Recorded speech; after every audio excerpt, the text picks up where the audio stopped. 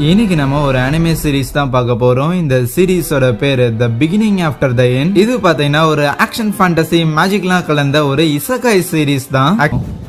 எபிசோடோட ஓப்பனிங்ல சில பேர் இறந்து போயிருந்திருக்காங்க. அதுக்கு அடுத்ததே ஒருத்தன் ராஜாவாகிற மாதிரியும் யாரு கூட சண்டை போட்டதுக்கு அப்புறம் அவனோட ஆர்மியை சேர்ந்த ஏர்கிராப்ட் எல்லாம் பாம்பு போட்டு ஒரு இடத்த கம்ப்ளீட்டா தகர்த்தெறியறாங்க. இருக்கலே த மோஸ்ட் பவர்ஃபுல் கிங்கா அது நான் தான் இருந்தேன் அப்படின்னு சொல்லிட்டு அப்படி சொல்லிக்கிட்டே அவன் மயங்கி போகிற மாதிரி இருக்க வேற ஏதோ ஒரு வேர்ல்டுக்கு டிரான்ஸ்போர்ட் ஆகுற மாதிரி தெரியுது. அப்போ ஒரு வாய்ஸ் கேட்கும் அவனுக்கு, உன்னோட புது வாழ்க்கையிலயாவது வெளிச்சத்தை தேடி ஓடுன்னு. கண் வெளிச்சா ரெண்டு பேர் நின்னுகிட்டு, ஹே நம்ம குழந்தை அழகா இருக்கிறான்ல, உன்னோட கண்ணு மாதிரியே இருக்கு, உன்னோட தலைமுடி மாதிரியே இருக்கு அப்படின்னு சொல்லி பேசிக்கிட்டு இருக்கிறாங்க. எனிவேஸ் எந்த இசக்காயா இருந்தாலும் இந்த ஒரு சீன் மட்டும் மேண்டட்டரியா வச்சிடறானுங்க. யங் கப்பிள்ஸ் அவங்களோட குழந்தைய பார்த்து ஷாக் ஆகுற மாதிரி. பட் குழந்தைக்கு வயசு ஜாஸ்தி. ஆனா நம்ம ஹீரோக்கோ யார் அவங்க ரெண்டு பேரு அம்மா அப்பான்லாம் சொல்றானுங்கன்னு யோசிச்சுக்கிட்டு இருக்க. அப்பதான் அவனுக்கு புரியும், ரைட் அப்படின்னா நான் என்ன இப்பதான் பிறந்திருக்கேன்னு நினைப்பானா. எத்தனையோ ஆயிரம் போர்களை ஜெயிச்சதுக்கு அப்புறம் உப்ப இல்லைன்னா ஒண்ணுமே பண்ண முடியாத குழந்தையா நான் மாறி இருந்திருக்கேன். அவங்க ரெண்டு பேரும் நம்ம ஹீரோவை பயங்கரமா பேம்பர் பண்ணிக்கிட்டு இருக்க, எதுக்கு இவங்க இந்த அளவுக்கு என்ன பாத்துக்கிறாங்க அப்படின்னு அவன் யோசிப்பான். கூடவே நம்ம ஹீரோ சின்ன பையனா தானே இருக்கிறான். சோ ஒரு குழந்தைய இருக்கும்போது ஆப்வியஸ்லி அவனோட பிசிக் அவனால எந்த விதத்திலயும் கண்ட்ரோல் பண்ண முடியாது. தன்னை எரியாமலே டயப்பர் அசிங்கமாகிற விஷயங்கள் எல்லாம் யோசிக்கும் போது நம்ம ஹீரோக்கு ஒண்ணுமே புரியாது. என்னடா இது ஏதோ ஒரு உடம்புக்குள்ள மாட்டி இருக்கிற மாதிரி ஃபீலிங் இருக்கேன்னு. அப்பதான் நம்ம ஹீரோ வித்தியாசமான ஒரு விஷயத்தையே கவனிக்கிறான். அவங்க அப்பா கிட்ட மேஜிக்கல் பவர்ஸ் எல்லாம் இருக்கும். ஈவன் அவங்க அம்மா கிட்டயுமே ஹீலிங் பவர்ஸ் எல்லாம் இருக்கு.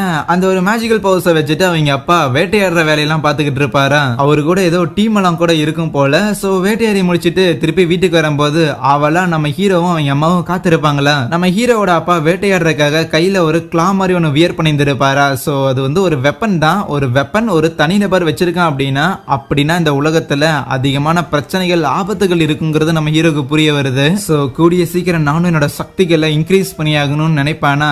இருந்தாலும் இப்படி குழந்தையா இருக்கிறதும் ஜாலியா தான் இருக்குது, ஃபன்னா இருக்குதுன்னு நினைப்பான். ஏன்னா இதுக்கு முன்னாடி அவன் அரசனா இருக்கும் போது நினைச்சா தூங்கலாம் அப்படிங்கிற வாய்ப்பே அவனுக்கு கிடையாது. ஏன்னா எப்பவுமே அவனை கொலை பண்றதுக்கான முயற்சிகள் நடந்துகிட்டே இருக்கும். ஆனா அப்படியே கொஞ்சம் மாசம் கடந்து போகுது. நம்ம ஹீரோ இப்போ தவுள் இருக்க ஆரம்பிச்சுட்டானா. ஓகே ஓரளவுக்கு நம்மளால சில விஷயங்கள்லாம் பண்ண முடியுது. ஆனா இவ்வளவு மாசம் ஆகி இன்னும் நான் குட்டியாவே இருக்கிறேன்னு நம்ம ஹீரோக்கு ஒரு ஃபீலிங்கும் இருக்கும். இப்படி இருக்க ஒரு நாள் அவங்க அம்மா தூங்க வச்சுட்டு வேலை பார்க்கறதுக்காக போயிருவாங்களா. தூங்குற மாதிரி நடிச்சிட்டு இருந்திருப்பான். கீழே இறங்கிட்டு அங்க இருக்கிற ஒரு லைப்ரரி ரூமை நீக்கி உள்ள போய் அங்க இருக்கிற ஒரு புக்கையும் எடுத்து, அறிவு தான் எல்லாமே. சோ அந்த அறிவை நான் முதல்ல இந்த புக்ல இருந்து கத்துக்கிட்டாகணும், இந்த இடத்தை பத்தி தெரிஞ்சுக்கிட்டாகணும். சோ நான் பிறந்திருக்க இந்த ஒரு கான்டினென்ட்ல மொத்தமா 3 கிங்டம் இருக்கு. தரு அப்படிங்கிற ஒரு கிங்டம்ல குள்ள மனிதர்கள் வசிப்பாங்க. அதுவே எல்நாயர்ங்கிற கிங்டம்ல எல்ஃபுங்களா இருப்பாங்க. கடைசியா இந்த சாப்பனுங்கிற கிங்டம்ல தான் நம்ம ஹீரோ வாழ்ந்துகிட்டு இருக்கிறான். கூடவே மனிதர்கள் இங்கதான் இருப்பாங்க. சோ இந்த ஒரு நாடுமே ராஜாவோட ஆட்சிக்கு கீழே தான் வருது. பட் நம்ம ஹீரோவோட நாடு, அதாவது போன ஜென்மத்துல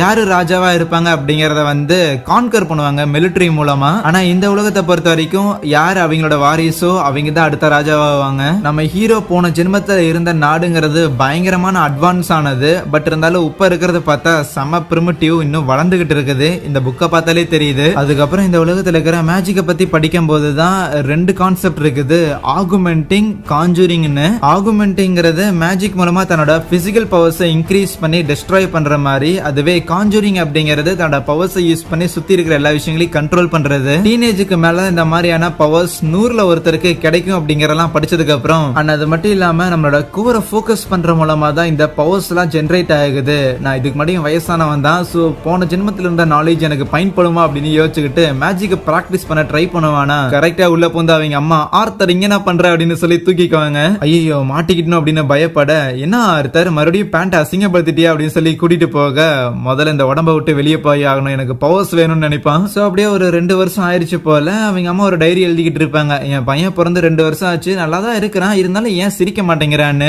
வெளியில நம்ம ஹீரோவோட அப்பா அவனுக்கு ஸ்வாட் ட்ரைனிங் கொடுத்துக்கிட்டு இருக்கும் போது அங்க வந்து அவங்க அம்மா போட்டு கிளிக்கிறாங்க, சின்ன பையனுக்கு இதுதான் ஏன் சொல்லி தருவியான்னு. நம்ம ஹீரோக்கு கொஞ்சம் ஆச்சரியம் தான், பாடுறா எல்லா உலகத்திலயும் ஒரே மாதிரி தான் டிசைன் இருக்குமோன்னு. ஆனா அதுக்கப்புறம் அவங்க அம்மா கடத்தருக்கு கூட்டிட்டு போயிருந்திருப்பாங்களா. அங்க இருக்கிற கடைகள்லாம் பார்க்கும் போதே நம்ம ஹீரோக்கு எக்ஸைட்டிங்கா இருக்கும். சோ புது புது இன்ஃபர்மேஷன் ஈவன் மத்தவங்க அவங்களோட மேஜிக்கை பயன்படுத்துறது இருக்கிறத பாக்குறதுமே ஓகே இது வேல்யூபிளான ஒரு இன்ஃபர்மேஷன் தான் எடுத்துக்கிறான். வீட்டுக்கு திருப்பி வந்துகிட்டு இருக்கும்போது அவன் தூங்கிடுவானா, அவங்க அம்மா அவனை பயங்கர பத்திரமா பாத்துக்கிட்டு வந்துகிட்டு இருக்க இதுவும் நல்லாதான் இருக்குதுன்னு நினைப்பான். ஏன்னா ஒவ்வொரு நாளுமே அவனோட அப்பாவும் அம்மாவும் அவனை அந்த அளவுக்கு டேக் கேர் பண்ணிக்குவாங்க. பரவாயில்ல ஃபேமிலி அப்படிங்கறது இப்படிதான் ஃபீல் ஆகுமோ அப்படிங்கிற அவனுக்கு உணர்வெல்லாம் வர ஆரம்பிக்க, ஏன்னு பார்த்தா போன லைஃப்ல அவன் ஒரு அனாதையா இருந்திருப்பான் போல. அப்ப ஹீரோவோட அம்மா அவனை தூங்க வச்சுக்கிட்டே நீ பெட்ல இருந்து எந்திரிச்சு போய் புத்தகங்களை படிக்கிறதும் மார்க்கெட்ல இருக்கிற விஷயங்களை பார்த்து ஆச்சரியப்படுறதும் இது எல்லாத்தையுமே உன்னோட அப்பா கிட்ட இருந்தா நீ கத்துந்திருப்ப அப்படின்னு எனக்கு தெரிய வருது. உன்னோட அப்பா மாதிரியே இந்த வீட்டை விட்டு போய் உலகத்தை எக்ஸ்ப்ளோர் பண்ணணும் அப்படிங்கிற உன்னோட எண்ணெல்லாம் எனக்கு புரியுது. இருந்தாலும் நீ ஒரு நிம்மதியான ஒரு வாழ்க்கையை வாழணும் தான் அம்மா நான் ஆசைப்படுறேன் அப்படின்னு சொல்லுவாங்க. நம்ம ஹீரோவோட அப்பாவுமே ஒரு மேஜிக் யூசர் தானே. சோ இவரை மாதிரி ஒருத்தர் கூடயே இருக்கிறதுங்கிறது நம்ம கத்துக்கிறதுக்கு இன்னும் யூஸ்ஃபுல்லா இருக்கும். தன்னோட பிசிக்கல் எபிலிட்டியை இன்க்ரீஸ் பண்ற ஒரு ஆகுமெண்டிங் ஸ்டைல் ஆஃப் மேஜிக்கை பயன்படுத்துறவரா இருப்பாரு. சரி சரி அப்பா காட்டின விதையெல்லாம் பார்த்தது போதும், முதல்ல வந்து தூங்குன்னு சொல்லிட்டு நம்ம ஹீரோவை கூட்டிட்டு போவாங்களா. இல்ல இல்ல இன்னும் நான் கொஞ்சம் கத்துக்கிட்டு ஆகணும், நான் அந்த புக் படிக்கணும் அப்படின்னு சொல்லி நம்ம ஹீரோ கை காட்டுவானா. இல்ல கண்ணா அதெல்லாம் முடியாது, நீ தூங்கி ஆகணும், புக் அப்புறமா படிச்சுக்கலாம் அப்படின்னு அவங்க அம்மா எவ்வளவோ சொல்லுவாங்க. ஆனா நம்ம ஹீரோ தன்னோட சின்ன குழந்தையோட சாம காட்டுவான். சோ அப்படியே மூஞ்சி ரொம்ப பரிதாபமா வச்சுக்க, சரி பையனோட ஆர்வத்துக்கு எதுக்கு அணை போடணும்னு சொல்லிட்டு அவனை புக் ரூம்லயே விட்டுட்டு போக அவனுமே தன்னோட உடம்புல இருக்கிற மொத்த மேஜிக்கையுமே தன்னோட கோருக்கு கேதர் பண்ண ட்ரை பண்றான். சோ இப்படிதான் மேஜிக்கை முதல்ல யூஸ் பண்ண கத்துக்கணும். இதை கத்துக்கிறதுக்கு நமக்கு தேவையான எஃபோர்ட் நம்ம போட்டுதான் ஆகணும் அப்படின்னு சொல்லிட்டு அவன் ரொம்ப நேரம் போக்கஸ் பண்ணிட்டே இருக்க திடீர்னு பார்த்தா வீட்டுக்குள்ள இருந்து வெடிப்பொண்ணு ஏற்படுமா. அதுல அவங்க அப்பாக்கு அடிபட்டுரும். இருந்தாலும் ஆஹா குழந்தைக்கு என்னாச்சுன்னு சொல்லிட்டு வேகமா 2 பேரும் அவனை பாக்குறதுக்காக உள்ள வருவாங்க. ஆனா அவங்க அப்பா எதையோ பார்த்து ஷாக் ஆகு. என்னன்னா அந்த இடத்துல நம்ம ஹீரோ காத்துல அப்படியே மிதந்துகிட்டு இருப்பானா. எப்படியோ நான் இவ்வளவு நாளா படிச்சதுக்கு எனக்கு ஒரு பலன் கிடைச்சிருச்சு, இதுதான் என்னோட முதல் அடின்னு அவன் நினைக்க, அப்ப டக்குன்னு மேல இருந்து சில கட்டைகள்லாம் அவன் மேல விழ பாக்குமா. ஆஹா இப்பதான் கத்துக்கிட்டேன், அதுக்குள்ள சாக போறான்னு யோசிக்கும் போது உள்ள போந்து அவங்க அப்பா அம்மா அவனை காப்பாத்திடுறாங்க. எப்படியோ அவங்க 2 பேரும் கண்ணுல இருந்து ஆனந்த கண்ணீர்லாம் வரும்போது அப்பதான் நம்ம ஹீரோக்கு புரியும், ஓ இதுக்கு பேரு தான் பேரண்டிங்கா அப்படின்னு. இருந்தாலும் ஏன் அழுகுறாங்க அப்படிங்கிறது தான் புரியல. அவங்களோட கடமைங்கிறது என்ன காப்பாத்துறது, கடமையை செஞ்சு முடிச்சதுக்காக அவங்க பெருமையா தானே ஃபீல் ஆகணும். இதுக்கான காரணத்தை என்னால புரிஞ்சுக்க முடியல, என்னால சுத்தமாவே புரிஞ்சுக்க முடியல.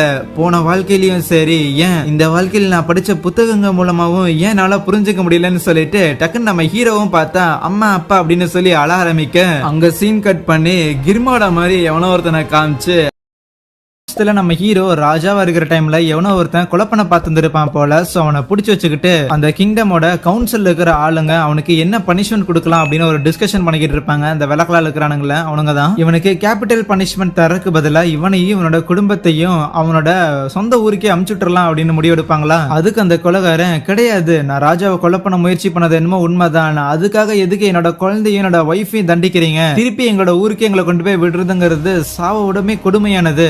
ராஜா நான் கெஞ்சி கேட்கிறேன், என்னோட ஒய்ஃபையும் என்னோட குழந்தைய விட்டுருங்கன்னு கேட்கும்போது அதுக்கு அந்த கவுன்சில் இருக்கிறவங்கலாம் ராஜா ரொம்பவே முக்கியமான ஒருத்தர், இந்த மாதிரியான சாதாரண கேஸ்குள்ள அவர் இன்வால்வ் ஆயிட்டு இருக்க மாட்டாங்க, நாங்க தான் உங்களுக்கு பனிஷ்மெண்ட் தருவோம்னு சொல்லிக்கிட்டு இருக்கேன். அப்ப டக்குன்னு நம்ம ஹீரோ அந்த ஒய்ஃபையும் அந்த குழந்தைய போட்டு தள்ளிடுவாரு. அதுக்காக அந்த ஹஸ்பண்டும் ஒன்னும் கோவப்பட மாட்டான், நன்றி தான் சொல்லுவான். சோ என்னோட ஒய்ஃபையும் குழந்தையும் இந்த ஊரை விட்டு அனுப்பிச்சுட்டு ஒரு கொடூரமான வாழ்க்கையை வாழ வைக்கிறதுக்கு பதிலா அவங்கள சாகடிச்சதுங்கிறது ஒரு கருணை மாதிரின்னு. பிரசன்ட்ல நம்ம ஹீரோக்கு அவங்க அப்பா ட்ரைனிங் கொடுக்கறதுக்காக அவன் வச்சிருந்திருக்க அந்த கிளா வச்ச கிளவ் இருக்கும்ல அதை கொடுப்பானா. வேணான்னு சொல்லிட்டு ஒரு உடன் சோட நம்ம ஹீரோ ப்ரிஃபர் பண்ணுவான். அந்த மாதிரியான ஒரு கிளவுஸ போட்டு நான் சண்டை போட்டேன்னா என் எதிரி என் கிட்ட வரக்கு முன்னாடி நான் செத்துருவேன்னு. அப்படி 2 பேரும் ட்ரைனிங் எடுக்கும் போது அவங்க அப்பா மேஜிக்கை யூஸ் பண்ணி அந்த குச்சியில பவரை வர வைப்பாரா. அதே மாதிரி நம்ம ஹீரோவும் ட்ரை பண்ணி அட்டாக் பண்ண தோடா இவனால யூஸ் பண்ண முடியுது அப்படின்னு சொல்லி அவங்க அப்பா ஷாக் ஆவாரு. அதுக்கப்புறம் நம்ம ஹீரோக்கு சொல்லி தரக்காக ஒரு நல்ல டீச்சர் கிட்ட அனுப்பி விடணுங்கும் போது நம்ம ஹீரோட அம்மா வேணான்னு சொல்லுவாங்க. யோ அவன் சின்ன பையன், நீ தானே அவனுக்கு சொல்லி தரேன்னு சொன்ன, நான் கொண்டு போய் வாத்தியர்கிட்ட விடுறேன்னு சொல்றேன்னு கேட்கும்போது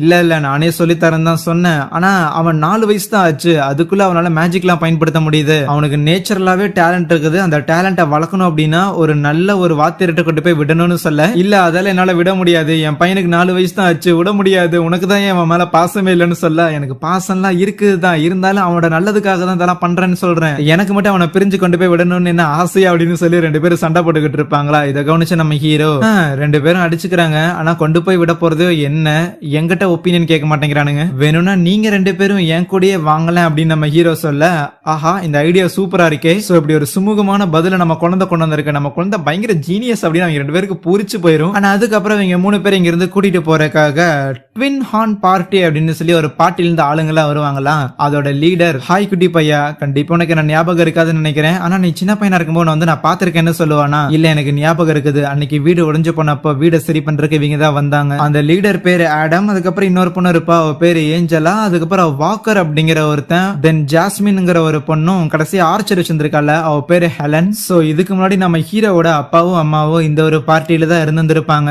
அதுக்கப்புறம் அங்கிருந்து கிளம்பி வந்துகிட்டு இருக்கும் போது நம்ம ஹீரோவோட அம்மாவும் இதுதான் உன்னோட ஃபர்ஸ்ட் ஜேர்னில ஆத்தர் அப்படின்லாம் சொல்ல, ஆமா உண்மைதான், இருந்தாலும் எங்க ஊரை கம்பேர் பண்ணும்போது இந்த டிராவல் பயங்கர பிரிமிட்டிவா இருக்குது, இருந்தாலும் மோசம் இல்லைன்னு நினைப்பான். வழியில ஒரு இடத்துல கேம்ப் படிச்சிருந்திருப்பாங்களா, ஒரு சிட்டிக்கு போறதான் பிளான். பட் இந்த மாதிரியான டிராவல் சேஃப் கிடையாது, ஏன்னா இவங்களை அட்டாக் பண்றதுக்காக காட்டுல இருந்து சில மான்ஸ்டர்ஸ் எல்லாம் வர. முதல்ல அந்த ஜாஸ்மின்ங்கிற பொண்ணு தான் அட்டாக் பண்ண போறா. அதுக்கப்புறம் ஆடம் ஹெலன் சொல்லி இவங்க 3 பேர் அட்டாக் பண்றாங்க. இவங்க 3 பேருமே ஆர்குமெண்டர்ஸ். அதுக்கப்புறம் அந்த வாக்கரும் அந்த ஏஞ்சலாங்கிற 2 பேரும் வந்து கான்ஜூரிங் டைப் யூஸ் பண்றவங்க. கூடிய சீக்கிரம் நானும் இவங்க கூட சண்டையில பங்கேற்கணும் அப்படின்னு அவன் நினைப்பானா. அன்னைக்கு நைட்டு அதே இடத்துல தான் தங்கி எல்லாரும் சாப்பிட்டுக்கிட்டு இருப்பாங்க. நம்ம ஹீரோக்கும் புரியுது ஒரு ஜேர்னில இருக்கும்போது நமக்கு தேவையான சாப்பாடுலாம் கிடைக்காதுன்னு. ஆனா அப்ப அவங்க அம்மா கம்மியா சாப்பிடுறாங்க அப்படிங்கிற விஷயத்த அவன் நோட் பண்றானா. அப்ப அவங்க அப்பாவோட கையில அடிபட்டு இருந்திருக்க ஹீரோவோட அம்மா ஹீல் பண்ண போறதுக்கு முன்னாடி இருக்கிற எல்லாரும் ஒரு செகண்ட் அப்படியே காட்டை வந்து கவனிச்சுட்டே இருக்கிறாங்க. என்னன்னா இந்த மாதிரியான ஹீலிங் மேஜிக் எல்லாம் யூஸ் பண்றதுங்கிறது பயங்கர புனிதமான ஒரு விஷயம். அதே நேரத்துல மான்ஸ்டர்ஸ்க்கு ரொம்ப ஈஸியான டார்கெட்டாவும் இவங்க அமைஞ்சிருவாங்க.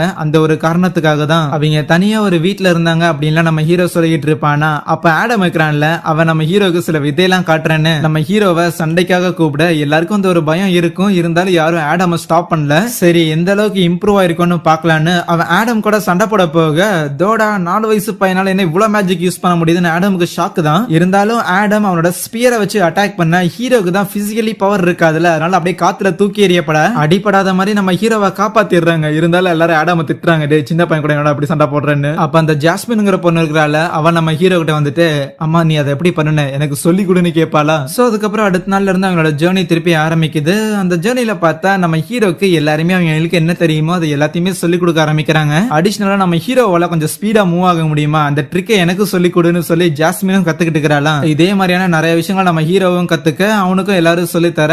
அப்ப ஒரு நாள் அன்னைக்கு நம்ம ஹீரோவோட பர்த்டேவா இருக்கும் போல, கூடவே எனக்கு சொல்லி கொடுத்ததுக்கும் நன்றின்னு சொல்லி அந்த ஜாஸ்மின்ங்கிற பொண்ணு நம்ம ஹீரோக்கு ஒரு டேகரை கொடுப்பாளா, ஒரு கத்தி. ஓகே வாங்க பயணத்தை திருப்பி ஆரம்பிப்போங்கும் போது அப்ப நம்ம ஹீரோட அம்மாவுக்கு கொஞ்சம் உடம்பு சரியில்லாத மாதிரி இருக்குது, அதை அவன் கவனிக்கிறான். அதுக்கப்புறம் திருப்பி அவங்களோட பயணத்தை ஆரம்பிக்கும் போது அப்ப வழியில கொள்ளக்காரங்களா வந்து இவங்கள சுத்தி வளைச்சிருவாங்களா. ஏகப்பட்ட பேர் இருப்பாங்க அந்த இடத்துல. டே பசங்களா பொண்ணுங்க குழந்தைங்களை மட்டும் மிச்ச வைங்க, மத்த எல்லாரையும் முடிச்சுக்கிட்டு இருங்கன்னு சொல்ல, தோட எல்லா ஊர்லயும் இதே மாதிரியான ஆளுங்க இருப்பாங்க போல. நம்ம ஹீரோக்கு கொஞ்சம் அதிர்ச்சி தான். அதுக்கப்புறம் என்ன சண்டை தான் நடந்துகிட்டு இருக்கும். எல்லாரும் முடிஞ்ச அளவுக்கு அவங்களோட ஃபுல் பவரை கொடுத்து சண்டை போட்டுக்கிட்டு இருக்கேன். சிங்கிள்ஸ் வச்சா நம்ம ஆளுங்க தான் ஜெயிப்பாங்க, ஏன்னா தனிப்பட்ட முறையில எல்லாருமே ஒவ்வொருத்தருமே பவர்ஃபுல்லான ஆளுங்க. பட் அந்த கொள்ளக்காரங்க நிறைய பேர் இருக்கிறாங்க. நம்ம ஹீரோவோட அப்பாவை அவங்க பயங்கரமா அடிச்சு போட்டுருவாங்களா. இல்ல இதெல்லாம் ஒன்னும் பெரிய பிரச்சனை கிடையாது, உன்னோட ஹீலிங் பவரை பத்தி தெரிஞ்சா பிரச்சனையாகும், அதனால உடனே இங்க இருந்து எஸ்கேப் ஆகுன்னு நம்ம ஹீரோவோட அம்மாட்ட சொல்லும் போது அதுக்கு ஹீரோ, இல்ல நானும் சண்டை போட வருவேன்பானா. கரெக்ட் தான், உன்னோட பவரை யூஸ் பண்ணி நீ அம்மாவை ப்ரொடெக்ட் பண்ண, ஏன்னா அம்மாவோட வயிற்றுக்குள்ள உனக்கு ஒரு தம்பி பாப்பா இருக்கிறா, ஒரு அண்ணனா உன்னோட கடமையை நீ செய்யணும்னு சொல்ல நம்ம ஹீரோக்கும் அவங்க அம்மாவை ப்ரொடெக்ட் பண்ணுங்கிற அந்த ஒரு உணர்வு வருது. அந்த குரூப்போட பாஸ் கூட நம்ம ஹீரோவோட அப்பா சண்டை போட்டுக்கிட்டு இருக்கேன்.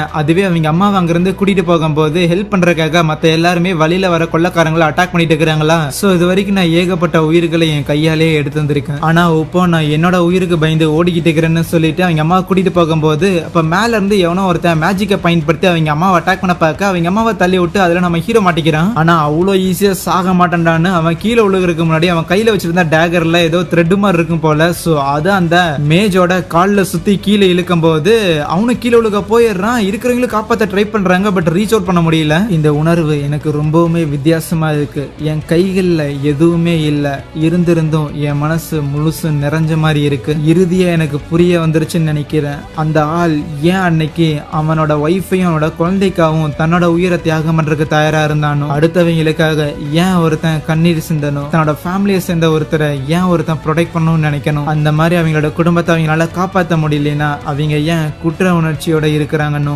சந்தோஷம் சோகம் இது எல்லாமே ஒரு கை மாதிரி இன்னொரு கைக்கு வந்துகிட்டே இருக்கும். எனக்குள்ள இருக்கிற இந்த ஒரு சந்தோஷம், என்னோட தியாகங்கிறது, என்னோட தம்பி பாப்பாக்காக தான் நான் பண்ணியிருந்திருக்கேன், நான் ஒரு அண்ணனா இருக்கிறேன்னு அவன் நினைச்சு அப்படியே விழுகிறத அக்செப்ட் பண்ணிக்க. அடுத்த சீன்லயே நம்ம ஹீரோ ஏதோ இருட்டான ஒரு காட்டுக்குள்ள மயங்கி கிடப்பானா, மயக்க தெரிஞ்சதுக்கு அப்புறம் நான் எந்த இடத்துல இருக்கிறேன்னு அவன் குழம்பி போக, அப்ப அந்த இடத்துக்கு மீண்டும் அந்த கிர்மாடா மாதிரியான உருவம் வந்துட்டு காலை வணக்கம் ஆர்த்தர்னு சொல்ல, நான் ஒரு அழகான விஷயத்த கண்டுபிடிச்சிருந்திருக்கேன், இதுக்கு முன்னாடி இப்படி ஒரு விஷயத்த நான் பார்த்ததே இல்லைன்னு ஒரு குரல் சொல்லும் போது, அப்படின்னா ஏதாவது தப்பா நடக்க போதான்னு ஒரு வாய்ஸ் கேட்கும் போது, எதுவுமே மாறலனா எல்லாம் தப்பா தான் போய் முடியும்னு ஒரு பதில் வரும். அப்படியே கட் பண்ணா நம்ம ஹீரோ அந்த மான்ஸ்டரை பார்த்துருப்பான்ல, என்ன எலோடா இதுன்னு யோசிச்சு அதை அட்டாக் பண்ண போகும்போது அது சும்மா சுண்டி விட்டுரும். ஏன்டா குட்டி பைய ஆர்த்தர், நீ நிறைய விஷயங்களை கத்துக்க வேண்டியது இருக்குது, அதே நேரத்துல நான் உன்னோட எதிரியும் ஒண்ணு கிடையாதுன்னு சொல்லி அங்க இருக்கிற மரத்துல இருந்து நிறைய பழங்களை பறிச்சுட்டு வந்து நம்ம ஹீரோ கிட்ட போட்டுட்டு, உனக்கு பசிக்கல அப்படின்னாலும் நீ இதை சாப்பிட்டா ஆகணும், அப்பதான் அவனோட உடம்ப ரெக்கவர் ஆகணும்லாம் சொல்ல, சாப்பிடாம நம்ம ஹீரோ அந்த மான்ஸ்டர் கிட்ட கேள்வி கேட்கலான்னு போகும்போது, கேள்விக்கெல்லாம் பதில் சொல்றேன் ஆனா நீ சாப்பிட்டதுக்கு அப்புறம்னு சொல்ல, சரின்ட்டு நம்ம ஹீரோவும் அது எல்லாத்தையும் சாப்பிடும் போது பரவாயில்லையே பயங்கர பசியில இருந்திருக்க போல. சரி அதெல்லாம் இருக்கட்டும், என்னோட அப்பா அம்மா அவங்களுக்குலாம் என்ன ஆச்சு? ஆக்சுவலி இந்த இடத்த விட்டு என்னால வெளியே எங்கேயும் போக முடியாது, பட் இருந்தாலும் மேஜிக்கை யூஸ் பண்ணி பார்க்கலாம்னு சொல்லிட்டு கொஞ்ச நாளுக்கு முன்னாடியே அவங்க அந்த சண்டையில ஜெயிச்சுட்டு அவங்களோட பயணத்தை தொடர ஆரம்பிச்சிருந்திருப்பாங்க. இதை சொன்னதுக்கு அப்புறம் தான் நம்ம ஹீரோக்கு ஒரு மாதிரி ரிலாக்ஸிங்கா இருக்கும், அப்பாடா அவங்க யாருக்கும் எதுவும் ஆகலையான்னு. இந்த இன்ஃபர்மேஷன்லாம் சொன்னதுக்கு ரொம்ப நன்றி. அப்புறம் உன்னோட பேருன்னு கேட்கும் போது என் பேரு சில்வியான்னு சொல்ல, இன்னொரு பக்கம் ஆரம்பத்துல கேட்ட அதே வாய்ஸ் திருப்பி டிஸ்கஸ் பண்ணிக்கும். ஆமா இப்ப நான் என்ன பண்றதுன்னு கேட்க, நீ என்ன பண்ணணும் அப்படிங்கறது உனக்கு ஏற்கனவே தெரியுமே, அது எனக்கு தெரியும் தான், இருந்தாலும் இந்த ரகசியத்தை எவ்வளவு நாள் தான் வச்சிருக்கிறதுன்னு எனக்கு தெரியலன்னு பேசிக்கிட்டு இருக்க. நாட்கள் அப்படியே போக ஆரம்பிச்சிருந்திருக்கும். நம்ம ஹீரோவோட காயங்களுமே ஹீல் ஆயிருந்திருக்குமா, இப்போதைக்கு அவன் சீக்கிரமா போய் அவனோட பேரண்ட்ஸை மீட் பண்ணி ஆகணும். ஆனா இவங்க இப்போ ஊருக்குள்ளே இல்ல, ஏதோ ஒரு காட்டுக்குள்ள இருக்கிறாங்க. இந்த இடம் ஃபுல்லா ஏகப்பட்ட மிருகங்கள் தான் இருக்குது, கூடவே கொள்ளக்காரங்களும். சோ என்ன பண்றதுன்னு அந்த சில்வியாட்ட கேட்கும் போதுதான் இங்க இருந்து நம்ம ஹீரோவை டிரான்ஸ்போர்ட் பண்றதுக்கு ஒரு போர்ட்டல வந்து கிரியேட் பண்ணலாம் அப்படிங்கிற ஒரு ஐடியாவை வச்சிருந்திருக்கா. ஆனா அதே நேரத்துல டைம் வேஸ்ட் பண்ணக்கூடாதுன்னு சொல்லிட்டு நம்ம ஹீரோவுமே சும்மா பிராக்டிஸ் பண்றதுக்காக குச்சி வச்சு அங்கேயும் ஆட்டிக்கிட்டு இருப்பான காத்துல. அது மட்டும் இல்லாம என்னதான் அந்த சில்வியாவோட அப்பியரன்ஸ் ஒரு பயங்கர மான்ஸ்டர் மாதிரி இருந்தாலுமே ஸ்டில் அந்த சில்வியாவோட உடம்புல ஏதோ அடிப்பட்ட மாதிரி இருக்குது. என்ன நடந்ததுங்கிற எந்த ஒரு விஷயத்தையும் அந்த சில்வியா ஷேர் பண்ணல, இருந்தாலும் அவளோட கொடூரமான அந்த உருவத்துக்கு பின்னாடி ஒரு கைண்டான ஒரு ஹார்ட் இருக்குது, அவனை நல்லா பாத்துக்கிறா அப்படிலாம் நம்ம ஹீரோ நினைப்பானா. இப்படி இருக்கும்போது நம்ம ஹீரோ ஒரு நாள் அவனோட மானாக்கோரை ஆக்டிவேட் பண்ணும்போது இதை கவனிச்ச அந்த சில்வியாவும், தோடா இந்த ஏஜ்லயே உன்னால மேஜிக்லாம் பயன்படுத்த முடியுதா அப்படின்னா, இதை உன்னால பயன்படுத்த முடியுமா பாருன்னு சொல்லிட்டு அது மேஜிக் எல்லாத்தையும் கேதர் பண்ண ஆரம்பிக்க கையில. அந்த ட்ரிக் நம்ம ஹீரோக்கு கொஞ்சம் ஸ்ட்ரேஞ்சா இருக்கும், ஏன்னா மேஜிக்கை யூஸ் பண்ணிக்கிட்டே கேதரும் பண்ற மாதிரி. இது நம்ம ஹீரோக்கு புதுசா தான் இருக்கும்னு அந்த சில்வியாக்கும் தெரியும், ஏன்னா ஹியூமன்ஸ் மேஜிக்கை இப்படிதான் பயன்படுத்த முடியும்னு சொல்லி ஏற்கனவே ஒரு பொட்டி போட்டு வச்சுட்டானுங்க. அந்த பொட்டியை விட்டு வெளியே வந்தெல்லாம் யோசிக்க மாட்டானுங்க. ஆனா ஹியூமன்ஸை காட்டிலும் மத்த மிருகங்களுக்கு இதெல்லாம் என்ன அப்படிங்கறது ரொம்ப நல்லாவே தெரியும். அவங்களதான் மானா பீஸ்ட்னு சொல்லுவாங்களாமா. ஏன் ஆர்த்தர் நீயும் இதை கத்துக்கணும் அப்படின்னு ஆசைப்படுற? என்ன நீ ஆசைப்படுற அப்படின்னா ஒரே ஒரு கேள்வி, இதை கத்துக்கிட்டீங்கன்னா கண்டிப்பா நீ பயங்கர பவர்ஃபுல்லா இருப்ப, அந்த பவர்ல வச்சுட்டு நீ என்ன பண்ணுவேன்னு கேட்க, அவன் அப்படியே அந்த அட்டாக்லாம் நடந்திருக்கும்ல அதெல்லாம் யோசிச்சு பார்த்துட்டு எனக்கு பிடிச்சவங்கள யாரு எதிர்க்கிறாங்களோ அவங்க எல்லாரையும் கொலை பண்ணுவேன்னு சொல்லுவானா. அவனை அப்படியே சுண்டி விட்டுட்டு நீ கேள்வியில ஃபெயில் ஆயிட்ட, இந்த மாதிரியான கொலை பண்ற மைண்ட் செட்ல இருக்கிறவனுக்குலாம் சொல்லி தர முடியாதுங்கும் போது இதுல என்ன தப்பு இருக்குது? உன்னோட எதிரிகளை கொலை பண்றதுதானே எப்பவுமே சரி. ஈவன் இதுக்கு முன்னாடி நான் அப்படிதான் எதிரிகளை கொலை பண்ணி தான் ஒரு பவர்ஃபுல்லான கிங்கா இருந்திருக்கேன்னு யோசிச்சு பாப்பானா. தலையில கொட்டினது அந்த அளவுக்கு வலிக்குதோ, இருந்தாலும் என்னோட கையை நல்லா பாரு, நான் நினைச்சேன்னா ஒரே செகண்ட்ல உன் பாடியை 2 துண்டு ஆக்கிற முடியும், அதே நேரத்துல ரொம்ப சாஃப்டா என்னால தட்டி கொடுக்கவும் முடியும். நீ எதை ப்ரிஃபர் பண்ற? ஆப்வியஸா சாஃப்டா இருக்கிறது தான். அதே தான் நானும் சொல்றேன். நீ இந்த மாதிரி வெறுப்புணர்வோட சுத்திட்டு இருந்தானே அதுவே உன்னை கன்சியூம் பண்ணிடும். நான் உன் உயிரை காப்பாத்திருக்கேன் அப்படிங்கிறது நான் ஊர்ல இருக்கிற எல்லாரையும் போட்டு தள்ள போறேன், எல்லாரையும் வெறுக்க போறேன் அப்படிங்கறதுக்காக கிடையாது. சோ மறுபடியும் அதே கேள்விதான், உனக்கு இப்ப இருக்கிறதோட அதிகமான பவர்ஸ் கிடைச்சா என்ன பண்ணுவேன்னு கேட்க, மறுபடியும் அவன் எல்லாத்தையுமே யோசிச்சு பார்த்துட்டு நான் எனக்கு ரொம்ப பிடிச்சவங்கள ப்ரொடெக்ட் பண்ணுவேன்னு சொல்லுவானா. Perfect answer. இன்னொரு பக்கம் காட்டுக்குள்ள இங்கதான் இருக்கிறியா சில்வியா, நீ மாட்டின அப்படின்னு யாரோ ஒருத்தங்க அந்த சில்வியாவை தேடுற மாதிரி இருக்கும். அதுவே நம்ம ஹீரோவோட பாஸ்ட்ல அவன் தூங்கி எந்திரிச்சு வரும்போது, என்னதான் இந்த இடத்துல ராஜாவா இருந்தாலும் நாட்டை கவனிச்சுக்கிறது பார்லிமெண்ட்ல இருக்கிறவங்க தான். நாட்டோட கஜனா காலி ஆகிட்டு இருக்குது, பிறப்பு வீதமும் குறைஞ்சுக்கிட்டு இருக்குது. என்ன மாதிரியான ராஜாவோட வேலை போருக்கு போய் கமாண்ட் கொடுக்கறது மட்டும்தான், மோர் லைக்லி ஒரு கில்லிங் மிஷின் மாதிரி தான் அப்படின்னு அவனுக்கு ஒரு ஐடியா இருந்திருக்கும். இன்னொரு பக்கம் அந்த சில்வியா நம்ம ஹீரோக்கு அந்த மேஜிக் வந்து எப்படி கேதர் பண்ணணும் அப்படிங்கிற விஷயத்த டீச் பண்ணிட்டு இருக்கும் போது அவன் போன ஜென்மத்துல சில மான்ஸ்டர்ஸ் கூட எல்லாம் சண்டை போட்டு இருந்திருப்பான் போல. அதெல்லாம் யோசிச்சு பார்த்துட்டு எப்படியோ அதை ஃபைனலா கேதர் பண்ணிடுறானா. இந்த உலகத்தை சேர்ந்த இந்த மேஜிக்கோட நாலேஜ் இருக்குதுல, இதுவும் கூடவே நம்ம ஹீரோவோட பாடி, அதுக்கப்புறம் எமோஷன், இது எல்லாம் தான் நம்ம ஹீரோக்கு ரொம்ப புதுசு. மத்தபடி சிந்திக்கிற திறன் அப்படின்னு வந்துட்டு அவன் போன ஜென்மத்துல இருந்த அதே ராஜா தான். அப்ப டக்குன்னு சில்வியா நம்ம ஹீரோவை அங்க இருக்கிற கற்களுக்குள்ள போட்டு அடைச்சிட்டு எந்த ஒரு சத்தமும் போடாதுன்னு சொல்ல, அப்ப அந்த இடத்துக்கு அந்த சில்வியா மாதிரியே உருவத்துல இருக்கிற இன்னொரு ஒரு மான்ஸ்டர் வருமா, உன் உடம்புல இருந்து வெளியாகிற அந்த ரத்தத்தோட ஸ்மெல்ல வச்சுதான் நான் கண்டுபிடிச்சேன். அப்புறம் சண்டை போடக்கூடாதுன்னு பாக்குறேன், மரியாதையா நீயா வந்து சரண்டர் ஆயிட்டா அது உனக்கு நல்லதுன்னு சொல்ல, சில்வியா அதுக்கெல்லாம் ஒத்துக்கிற மாதிரி கிடையாது, என்னாலலாம் வர முடியாதுறான்னு சொல்லிட்டு அவளோட உண்மையான உருவத்துக்கு டிரான்ஸ்ஃபார்ம் ஆகிறா. ஆக்சுவலி ஒரு ஒயிட் கலர் டிராகன் மாதிரி. அதுக்கப்புறம் அவளோட பவர்ஸ் எல்லாம் பயன்படுத்தி இந்த ஆப்போசிட் மான்ஸ்டரை அட்டாக் பண்ணும்போது, ஹே தேவையில்லாம மேஜிக்கை இவ்வளவு யூஸ் பண்ணாத, நீ இறந்து போயிருவடின்னு சொல்ல, அதை பத்தி எனக்கு கவலை கிடையாது, நான் இருந்த வரைக்குமே சந்தோஷமா தான் இருந்திருக்கேன்னு சொல்லி அட்டாக் பண்ணிட்டே இருப்பாளா. ஒரு சின்ன கேப் கிடைக்கும் போது அந்த ஒரு மான்ஸ்டரும் அதோட பவர்ஸ் எல்லாமே பயன்படுத்தும். அந்த கொகை வந்து உடையிற மாதிரியே தெரியும். ஃபைனலா ஒரு பெரிய அட்டாக்க பயன்படுத்தலான்னு போகும்போது டக்குன்னு சில்வியா அந்த இடத்துல டைம் வந்து கம்ப்ளீட்டா ஃப்ரீஸ் பண்ணி விட, நம்ம ஹீரோ வந்து எழுப்பி விட்டுட்டு நம்ம ஹீரோ இங்கிருந்து தப்பிச்சு போறதுக்காக ஒரு போர்ட்டல் ஒன்று கிரியேட் பண்ணுவாங்களா. ஆனா அந்த போர்ட்டல் நம்ம ஹீரோட அப்பா அம்மா கிட்ட கொண்டு போய் சேர்க்கிற அளவுக்கு ரொம்ப தூரமா இருக்காது, கொஞ்சம் கிட்ட தான் காட்டுக்குள்ள போற மாதிரி. ஆனா நான் சொல்லி கொடுத்ததை வச்சு கண்டிப்பா இந்த காட்டுக்குள்ள உன்னால சர்வைவ் ஆக முடியும். அப்புறம் நீ எதுக்கு இந்த பவர் எல்லாம் பயன்படுத்த போறேன்னு கேட்க, எல்லாரையும் ப்ரொடெக்ட் பண்றதுக்காகன்னு சொல்லுவானா. ரொம்ப நல்லதுன்னு சொல்லிட்டு நம்ம ஹீரோ கிட்ட ஏதோ ஒரு முட்டை மாதிரியான ஒரு விஷயத்த தந்துட்டு கூடவே நம்ம ஹீரோவோட உடம்புல டாட்டூஸ் மாதிரியான சில விஷயங்களும் வர வைக்க, இது என்னதுன்னு கேட்கும்போது நேரம் வரும்போது உனக்கு எல்லாமே புரியும், இப்போ நம்ம குட் பை சொல்லிக்க வேண்டிய நேரம்னு சொல்ல, நம்ம ஹீரோவோட கண்ணால ஒரு மாதிரி கலங்க ஆரம்பிச்சிரும். நீ சொல்லி கொடுத்ததெல்லாம் வச்சு எனக்கு பிடிச்ச எல்லாரையும் ப்ரொடெக்ட் பண்ணுவேன் அப்படின்னு சொன்னேன், ஆனா என்னால உன்னையே ப்ரொடெக்ட் பண்ண முடியலங்கும் போது நீ மேக் பண்ண ப்ராமிஸ் என்ன காப்பாத்துறதுக்காக கிடையாதுன்னு அந்த டிராகன் சொல்லும் போது நம்ம ஹீரோக்கு பயங்கர பீலிங் ஆயிரும். நீ டிராகனும் மான்ஸ்டரும் ஆனா கண்டிப்பா நீ என்னோட ஃபேமிலியில ஒருத்தங்கன்னு சொல்ல, அதான் உனக்கு ஏற்கனவே அம்மா இருக்கிறாங்கன்னு கேட்கும் போது, அம்மா இருக்கிறாங்க தான், வேணும்னா உன்னை நான் என்னோட பாட்டிமான்னு வச்சுக்கிறேன்னு சொல்ல, இதை கேட்டு அந்த டிராகனுக்கும் பயங்கர ஹாப்பி தான். இருந்தாலும் நீங்க இருக்கக்கூடாதுன்னு சொல்லிட்டு நம்ம ஹீரோவை அந்த போர்ட்டல் வழியா அனுப்ப, நீயும் வந்துறேன்னு அவன் திரும்பி பாக்கறதுக்குள்ள அந்த போர்ட்டல் க்ளோஸ் ஆயிருமா.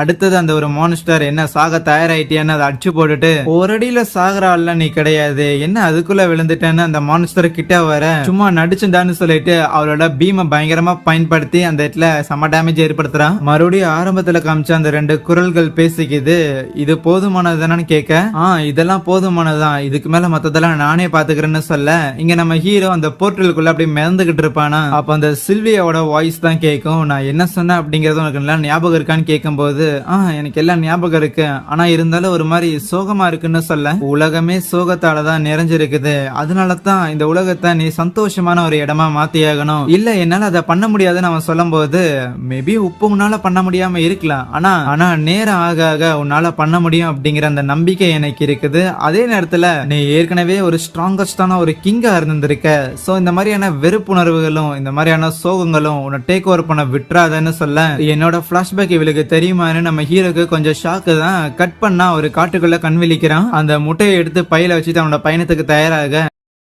நம்ம ஹீரோ அந்த போர்ட்டல் வழியா ஒரு காட்டுக்கு வந்திருப்பான்ல. அப்ப அங்க யாரோ கத்துற மாதிரி சத்தம் கேட்குமா, மனிதர்கள் இருக்கிறாங்க போலன்ட்டு நம்ம ஹீரோவும் பவரை யூஸ் பண்ணி போய் பார்ப்பான். அங்க ஒரு எல்ஃப் பொண்ணை கடத்தல்காரங்க கடத்திக்கிட்டு இருப்பாங்க. சோ அவளை வித்தா பயங்கரமா காசு பார்க்கலான்னு இவங்கள பார்த்து நம்ம ஹீரோக்கு அவங்க பேரண்ட்ஸ் அட்டாக் பண்ணிருப்பாங்கல்ல, அந்த திருட்டு கும்பல் அவங்க தான் ஞாபகத்துக்கு வருவாங்க. பயங்கரமா கடுப்பாகும் போது அப்பதான் அந்த டிராகன் சொல்லியிருந்திருக்கும்ல, நீ பழி வாங்கறதுக்காக தான் உன்னோட பவர்ஸை பயன்படுத்த போறேன்னா உனக்கு என்னால சொல்லி கொடுக்க முடியாதுன்னு. அதை யோசிச்சு பார்த்தவனும் ஓகே அவசரப்படக்கூடாதுன்ட்டு அதுக்கப்புறம் அந்த வண்டி போகும்போது அதுக்கு பின்னாடியே ஃபாலோ பண்ணிட்டே போயிருப்பான். அவங்க ஒரு இடத்துல செட்டில் ஆவாங்களா, அந்த பொண்ணு விற்கிறதுக்கு இன்னும் நேரம் ஆகும், இருந்தாலும் அந்த பொண்ணை ஏதாவது பண்ணலாமா அதுக்குள்ள அப்படின்னு அவனுங்களுக்கு யோசனை வர, நம்ம ஹீரோவும் கரெக்டான சான்ஸுக்காக வெயிட் பண்ணிட்டு இருக்கும் போது அவனுங்க வண்டி இழுத்துட்டு போறதுக்காக ஏதோ உல்ஃப் மாதிரி ஒரு மிருகத்தை வச்சிருந்திருப்பானுங்களா. அந்த மிருகத்தை கண்ட்ரோல் பண்றதுக்காக அவனுங்க மேஜிக்கை பயன்படுத்தி இருந்திருக்காங்க போல. சும்மா அது மேல கல்ல வீசும் போது அந்த மிருகம் கத்துமா, என்னன்னு பாக்குறதுக்காக ஒருத்தன் வருவான். மாட்னியாடான பின்னாடி இருந்து நம்ம ஹீரோ அவனை அட்டாக் பண்ணிட்டு அவங்கிட்ட இருக்கிற ஒரு கத்தியை எடுத்துக்கிறான்.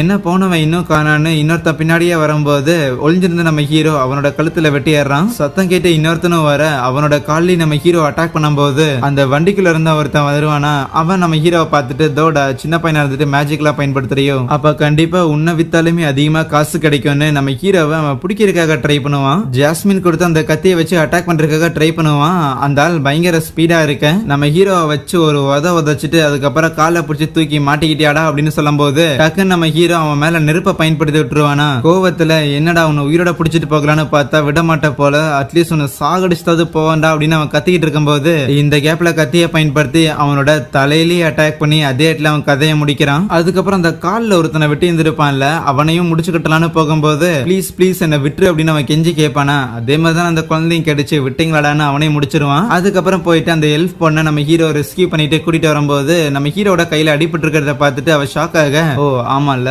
குழந்தைங்கள இந்த அடியை பார்த்தா ஷாக் ஆகுமோ, பிளஸ் ரொம்ப நாள் ஆச்சு என் ஏஜ்ல ஒரு குழந்தைய பார்த்து அப்படின்னு அவன் நினைச்சிட்டு அங்க இருக்கிற டெட் பாடி எல்லாத்தையும் அவன் போய் கவர் அப் பண்ணுவானா. இதையெல்லாம் சின்ன குழந்தைங்க பார்க்க கூடாதுன்னு. அதுக்கு அந்த பொண்ணு நீயும் குழந்தை தானடான்னு சொல்ல, அதுவும் இருக்கலாம் அப்படின்னு யோசிச்சுட்டு சரி நீ பாரு நான் இங்க இருந்து கிளம்புறேன் அப்படின்னு பொருள்லாம் எடுப்பானா. அவன் என்னன்னா இப்படி ஒரு தன்னந்தனியா ஒரு குழந்தைய விட்டுட்டு போற இடம் உனக்கு மனசாட்சியே இல்லையாங்கிற மாதிரி நம்ம ஹீரோவை பார்க்கும்போது, இல்லையே நான் என் பேரண்ட்ஸை தேடி போகணுமே அப்படின்னு அவன் சொல்லுவானா. இருந்தாலும் அந்த பொண்ணு என்னை விட்டுட்டு போகாத அப்படிங்கிற மாதிரியே மூஞ்சி வச்சுட்டு இருக்கேன். ஆனா நீங்க எல்ஃப் தானே, எல்ஃப் எல்லாருமே காட்டுக்குள்ள சேஃபா தானே இருப்பீங்க. என்னோட பேரண்ட்ஸ் சொல்லியிருக்காங்க இங்க காட்டுக்குள்ள நிறைய கோலம்லாம் இருக்குமாமா, அதெல்லாம் சின்ன குழந்தைங்கள ஒரே கல்ப்ல முழுங்கிடுமாமான்னு சொல்ல நம்ம ஹீரோக்கும் வேற வழி தெரியல.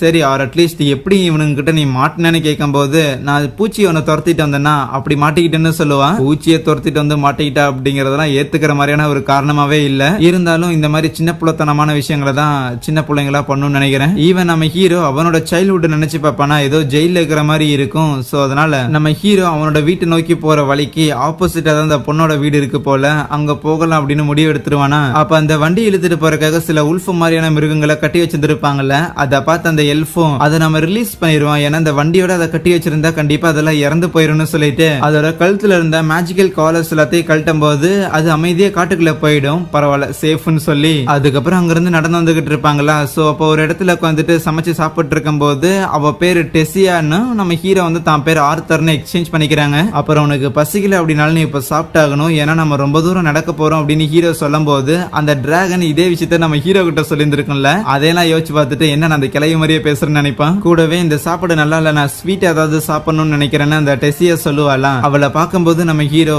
ரைட் அப்படின்னா ஒரு குழந்தை இந்த மாதிரி தான் இருக்கும் போல, இவகிட்ட இருந்து ஒரு குழந்தை எப்படி பிஹேவ் பண்ணுங்கிற விஷயத்த நம்ம கத்துக்கிட்டாகணும்னு நினைப்பான். அதுக்கப்புறம் ரெண்டு பேரும் பேசிக்கும் போதுதான் இந்த எல்ஃபுங்க இருக்கிற இடத்துக்கு பேரு எலனாய்னு சொல்லுவாங்க. 3 கிங்டம் இருக்கும், எல்ஃபுங்க இருக்கிற இடத்தோட பேரு எலனாய். நம்ம ஹீரோ அவனோட பேரண்ட்ஸை விட்டு தொலைஞ்சு வந்துட்டான் அப்படிங்கிற விஷயத்தையும் அதே நேரத்தில் அந்த டெசியா பொண்ணு மோஸ்ட்லி எங்க அப்பா அம்மா பயங்கர பிஸியா இருப்பாங்க, சோ அதனாலே எல்லா டைமும் நான் எங்க தாத்தா கூட இல்ல மத்த கேர்டேக்கர்ஸ் கூட தான் டைம் ஸ்பெண்ட் பண்ணுவேன்னு சொல்லுவா. என்னடா இன்னும் அந்த ஊர் வருதான்னு நம்ம ஹீரோ மரத்து மேல ஏறி பாத்துக்கிட்டு இருப்பானா. அப்ப காட்டுக்குள்ள மின்மினி பூச்சி மாதிரி சில பூச்சி இருக்கும், அதை எடுத்து நம்ம ஹீரோவோட காதுல வச்சுட்டு பார்த்தே அவனுக்கு காதுல தோடு போட்ட மாதிரி இருக்குன்னு சொல்ல, குழந்தை இப்படிதான் விளையாடும் போலேன்னு அதையும் நோட் பண்ணிக்கிறானா. இந்த டெசியாக்கு ஒன்ஸ் மேஜிக் அவேக்கன் ஆயிடுச்சு அப்படின்னா தன்னோட மாஸ்டரோட இடத்துல போய் தான் ட்ரெயின் பண்ணுவேன்னு சொல்லுவாளாம். மாஸ்டரோட இடத்துல தான் போய் ட்ரெயின் பண்ணுவீங்கன்னா அப்படி உங்களுக்கு இந்த ஸ்கூலு இந்த மாதிரியான எந்த எஜுகேஷன் சிஸ்டமும் இல்லையான்னு கேட்க, அப்படின்னா என்னன்னு தான் கேட்பாளா. அப்ப அவங்களுக்கு பின்னாடி ஏதோ ஒரு உல்ஃப் வந்து நிக்கிற மாதிரி தெரிய, அன்னைக்கு நைட்டு ஒரு இடத்துல டென்ட் போட்டு இருந்திருப்பாங்களா, அப்போ ஏதோ ஒரு உல்ஃப் கத்துற மாதிரி இருக்கும்போது நம்ம ஹீரோவும் அதை வழியிலேயே போட்டு தெளிந்திருக்கணும், இவ்வளவு தூரம் வர விட்டது தப்பு அப்படின்னு நினைச்சுக்கிட்டு இருக்கேன்.